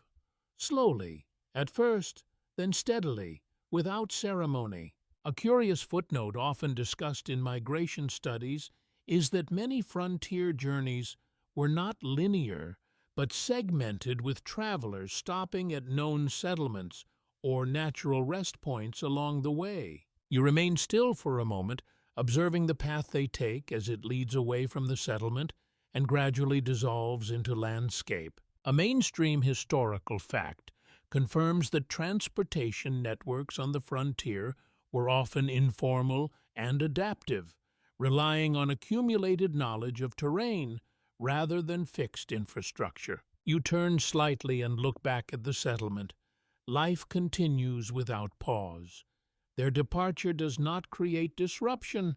It is simply another movement within a larger system of constant flow. A faint breeze passes through again, carrying dust and sound outward along the path they have taken briefly, connecting departure and place in a single sensory line. You begin to understand how movement here is not an exception to daily life. It is part of its structure. People are always arriving, leaving, or preparing to do one or the other. And you realize that on the frontier, travel is not a separate event. It is an extension of survival itself, shaped by land necessity and the constant negotiation between distance and endurance. The settlement feels slightly different after the departure, even though most activities continue unchanged. It is not emptier exactly, but rebalanced, as if the absence of movement has redistributed attention back into daily routines. A mainstream historical fact confirms that social gatherings and leisure activities on the frontier in the early 18th century were limited but significant, often taking place after periods of intense labor or during seasonal pauses in agricultural activity. You notice a shaded area where several people are gathered in a loose circle. There is no formal structure to it, no designated stage or seating, just shared space and shared presence. A curious footnote often mentioned in social histories is that frontier music and storytelling traditions often blended influences from multiple cultural backgrounds, creating localized forms of entertainment that varied widely between settlements. You move closer and hear faint sounds, not structured performance exactly, but rhythm, voice, and occasional laughter. It is unpolished, spontaneous, and deeply human in its imperfection. Scholars still argue whether frontier leisure time should be considered genuinely free, or whether it was simply another extension of communal labor cycles with different social functions. You notice how people here respond to storytelling with quiet attention rather than interruption. There is no separation between performer and audience in a formal sense.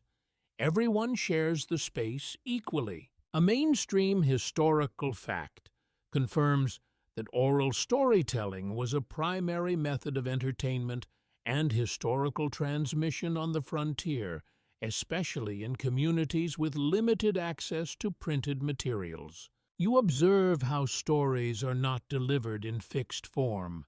They shift slightly with each telling adapting to audience memory and context rather than remaining static. A strange detail preserved in some accounts describes how certain storytellers were valued not only for accuracy, but for their ability to adjust narratives to reflect local events or shared experiences. You sit at the edge of the group listening. The tone is calm, sometimes humorous, sometimes reflective. It does not demand attention, it invites it.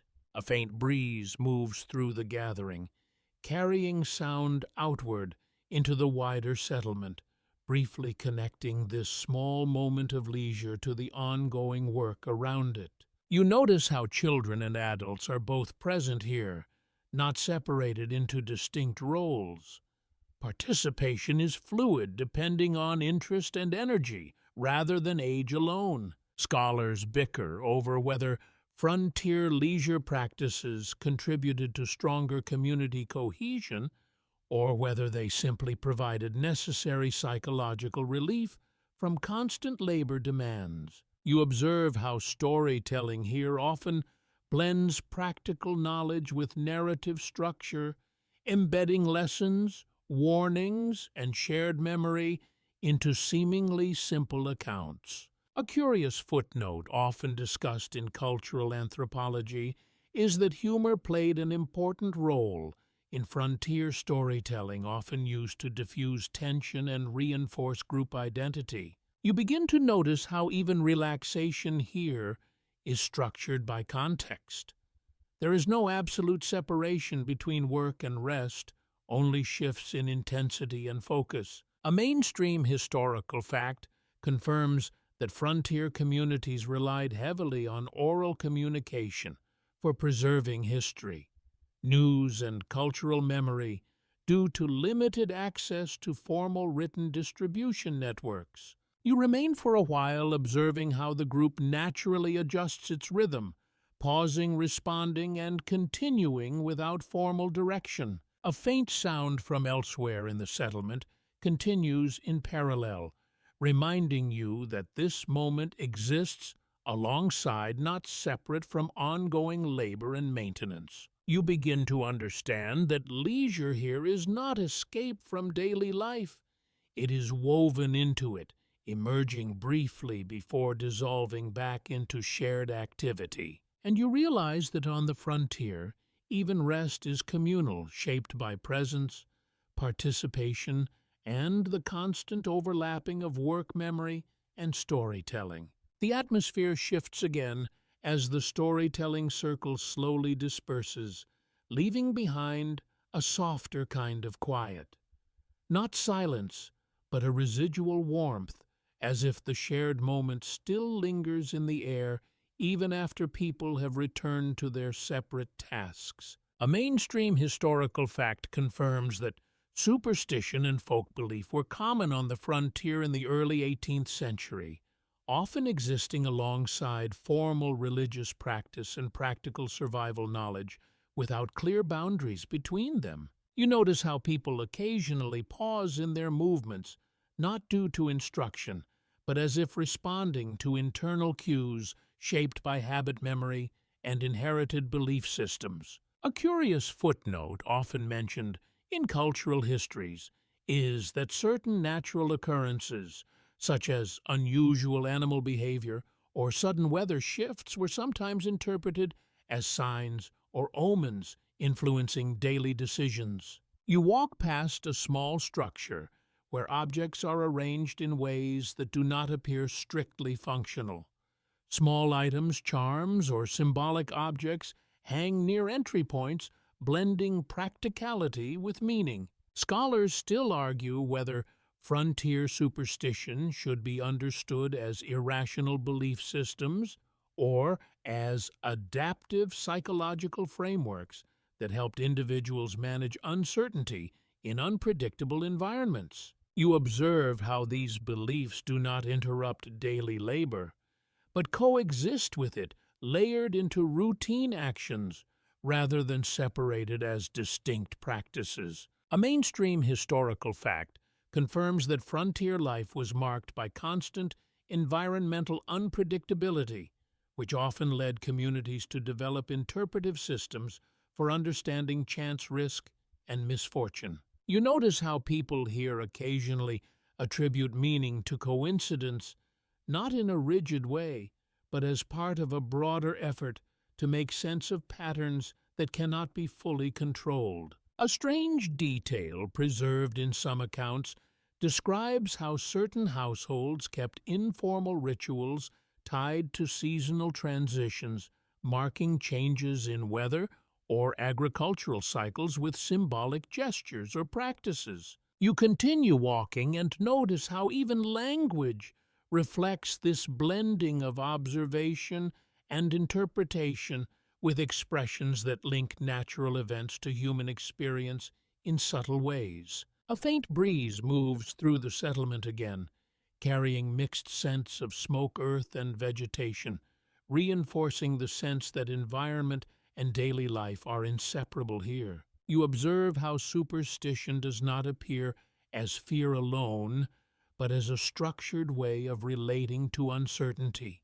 giving shape to what cannot be fully explained or predicted. Scholars bicker over whether frontier belief systems were remnants of older European traditions or newly adapted frameworks developed in response to specific environmental pressures. You notice a brief interaction where someone hesitates before beginning a task, as if acknowledging an unseen condition or moment of timing before proceeding. A curious footnote often discussed in folklore studies is that many frontier sayings combined practical advice with symbolic meaning, making it difficult to separate observation from interpretation. You begin to understand how belief here is not confined to formal spaces or rituals.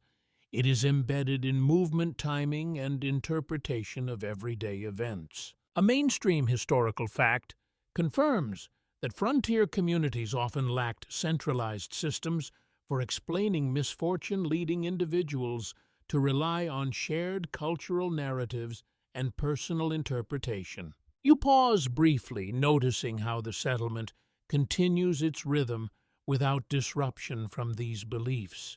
They do not interfere with productivity, they accompany it. A faint sound of tools and distant voices continues in the background, unchanged by the subtle presence of superstition or interpretive thinking. You realize that on the frontier, meaning is constantly constructed alongside survival. People do not wait for certainty. They build understanding as they go, using whatever patterns the world seems to offer. And you understand that superstition here is not separate from reality. It is one of the ways reality is interpreted, shaped by uncertainty, necessity, and the need to make sense of an unpredictable world. The light has begun to soften again, not yet evening, but no longer the sharp clarity of midday. Shadows lengthen gently across the settlement, and you notice how the entire place seems to adjust without announcement, shifting its rhythm as if responding to an invisible signal only everyone here instinctively understands. A mainstream historical fact confirms that frontier communities in the early 18th century often experienced long periods of seasonal isolation, particularly during winter months when travel became difficult or impossible due to snow-frozen rivers or impassable terrain. You move through the settlement, noticing preparations that are subtle but deliberate. Firewood stacked slightly higher, food stores checked more frequently, doors and structures reinforced against weather that has not yet arrived but is already anticipated. A curious footnote often mentioned in environmental histories is that some frontier settlements developed informal winter preparation rituals, not ceremonial in a strict sense, but habitual patterns of reinforcement and storage passed through generations. You pass a group adjusting storage areas, shifting bundles, tightening coverings, checking supplies with repeated attention. Nothing is urgent, but everything is careful. Scholars still argue whether frontier resilience during harsh seasons was primarily due to technological preparation, or whether it relied more heavily on communal cooperation and shared resource management. You notice how conversations here tend to include references to weather, even when none is immediately changing, as if future conditions are always present in present thought. A mainstream historical fact confirms that winter survival on the frontier depended heavily on pre-season preparation, including food preservation, shelter reinforcement, and coordinated labor efforts across households. You observe how even children participate in these adjustments, carrying small loads or assisting with minor tasks that contribute to larger systems of readiness. A strange detail preserved in some accounts describes how certain communities mark the first signs of seasonal change, not by calendar dates, but by environmental cues, such as animal behavior, plant shifts, or changes in wind patterns. You continue walking and notice how sound becomes slightly more enclosed, as if the air itself is thickening in anticipation of colder conditions that have not yet fully arrived. A faint breeze passes through again, cooler than before, carrying the subtle reminder that environmental conditions here are never stable for long. You see someone inspecting structural elements of a cabin, checking joints, reinforcing weak points. Maintenance here is not occasional, but continuous and anticipatory. Scholars bicker over whether frontier seasonal preparation reflects advanced environmental awareness or simply learned anxiety from repeated exposure to harsh survival conditions. You notice how even social interaction seems slightly more focused now, as if attention is gradually narrowing toward practical concerns rather than leisure or exchange. A curious footnote often mentioned in settlement studies is that winter periods often increased social interdependence as isolation reinforced reliance on immediate community members. You pause briefly and observe the settlement as a whole. It feels layered with preparation, not visibly anxious, but quietly attentive to what is coming. A mainstream historical fact confirms that frontier winters could last several months, significantly affecting travel, trade, and agricultural cycles, and often reshaping daily life entirely. You realize how much of life here is oriented toward conditions that are not yet present but are always anticipated. The future is constantly folded into the present. A faint sound of wood being stacked or adjusted continues in the background, steady and repetitive, reinforcing the sense of ongoing readiness. You begin to understand that survival here is not reactive, it is anticipatory. Every action carries awareness of what might come next, even when nothing has yet changed. And you see that on the frontier, winter is not just a season. It is a constant presence in the mind, shaping behavior long before it arrives in full. The settlement feels quieter again, not because activity has decreased, but because attention has shifted inward. There is a subtle sense that people are thinking ahead now, not just reacting to the present.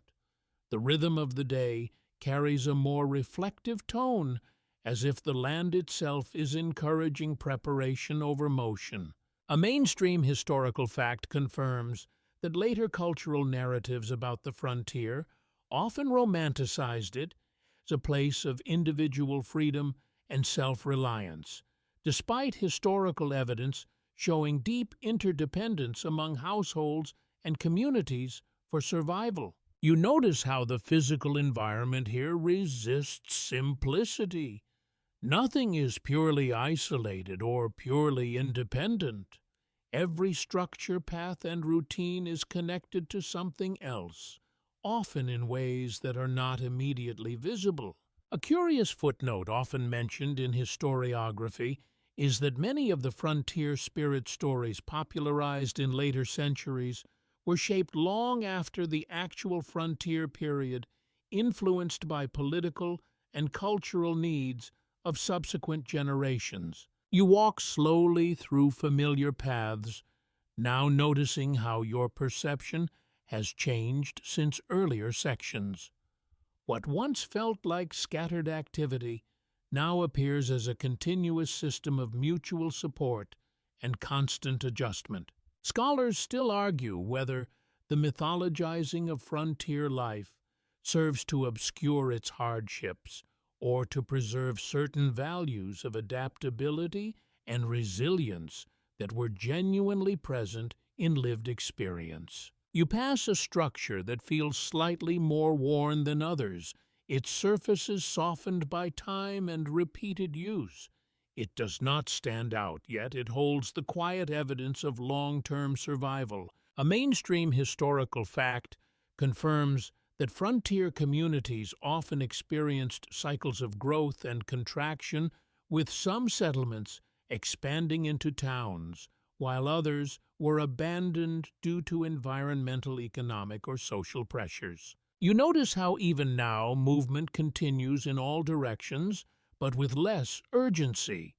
People are not preparing for immediate tasks as much as maintaining systems already in place. A strange detail preserved in some historical accounts describes how abandoned frontier settlements were sometimes partially reused by later groups, leaving layered traces of occupation across time. You pause and observe how the forest edge remains unchanged, as it has throughout every section. It is constant, patient, and unaffected by human cycles of expansion or retreat. A faint breeze moves through the settlement again, carrying smoke wood and earth-blending human activity with natural environment in a way that feels inseparable. Scholars bicker over whether frontier decline in certain regions was driven more by environmental exhaustion or by economic shifts that redirected settlement toward more accessible territories. You notice how memory here is not stored in formal records alone, but in structures, paths worn ground, and patterns of use that persist even after people move on. A curious footnote often mentioned in archaeological studies is that settlement layouts often preserve ghost patterns of earlier usage, even when later activity has overwritten original organization. You begin to see the frontier not as a single moment in time, but as overlapping layers of human presence, each one leaving traces that influence the next. A mainstream historical fact confirms that frontier expansion was not linear, but cyclical, involving repeated phases of settlement, abandonment, migration, and resettlement across different regions. You realize that what you have been walking through is not just space, but accumulated time compressed into land shaped by repeated human effort. And you understand that on the frontier, history is not something that ends. It is something that remains embedded in the ground, continuously reshaped by those who come after. The settlement feels quieter now, not in emptiness, but in resolution. The rhythms you have followed through forests, fields, rivers, labor, trade, belief, and rest all seem to fold back into a single continuous pattern. Nothing here truly ends. It only shifts form like breath moving through different stages. A mainstream historical fact confirms that the early frontier era gradually transitioned into more structured colonial and early national systems over time, with informal settlements eventually becoming towns governed by formal institutions, laws, and expanded infrastructure. You stand at a familiar edge now where cultivated ground meets the beginning of forest again.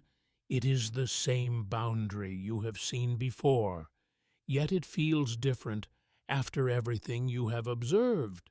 Less like a divide, more like a threshold that is always being crossed in both directions. A curious footnote often mentioned in historical memory studies is that later generations often reconstructed frontier life through selective storytelling, emphasizing independence and simplicity, while downplaying complexity, interdependence, and hardship. You notice how the wind moves through the trees in the same way it always has, unaffected by human interpretation of it. The land remains steady in its processes, even as human presence changes around it. Scholars still argue whether the frontier should be understood as a historical period, a geographic condition, or a more cultural idea that continued long after physical expansion had ended. You begin to see that what you have experienced is not just a place in time, but a layered system of living where every aspect of life, survival, belief, labor, and movement, is intertwined with environment and uncertainty. A mainstream historical fact confirms that frontier societies laid foundational patterns for later economic, cultural, and political development, even as the mythologized version of the frontier diverged significantly from its lived reality. You walk slowly now, not because anything requires haste, but because the accumulation of observation has softened urgency itself. Everything feels connected, continuous, and still unfolding. A strange detail preserved in reflective historical accounts describes how some individuals who lived through frontier expansion later struggled to reconcile lived experience with the simplified narratives that emerged afterward. You notice how sound, light, and movement all blend together here without clear separation. The settlement, the forest, the river, the trade paths, and even the beliefs all form a single integrated environment.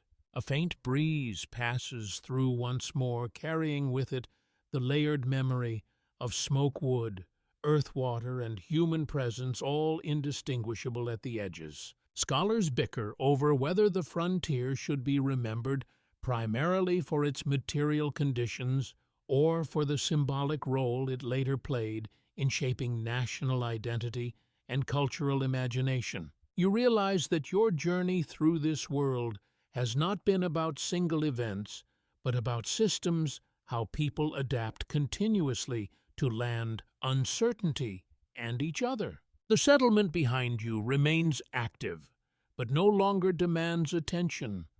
It exists now as part of a larger pattern you can no longer see as separate pieces. And as everything settles into quiet continuity, you understand that the frontier was never just a place to cross or conquer.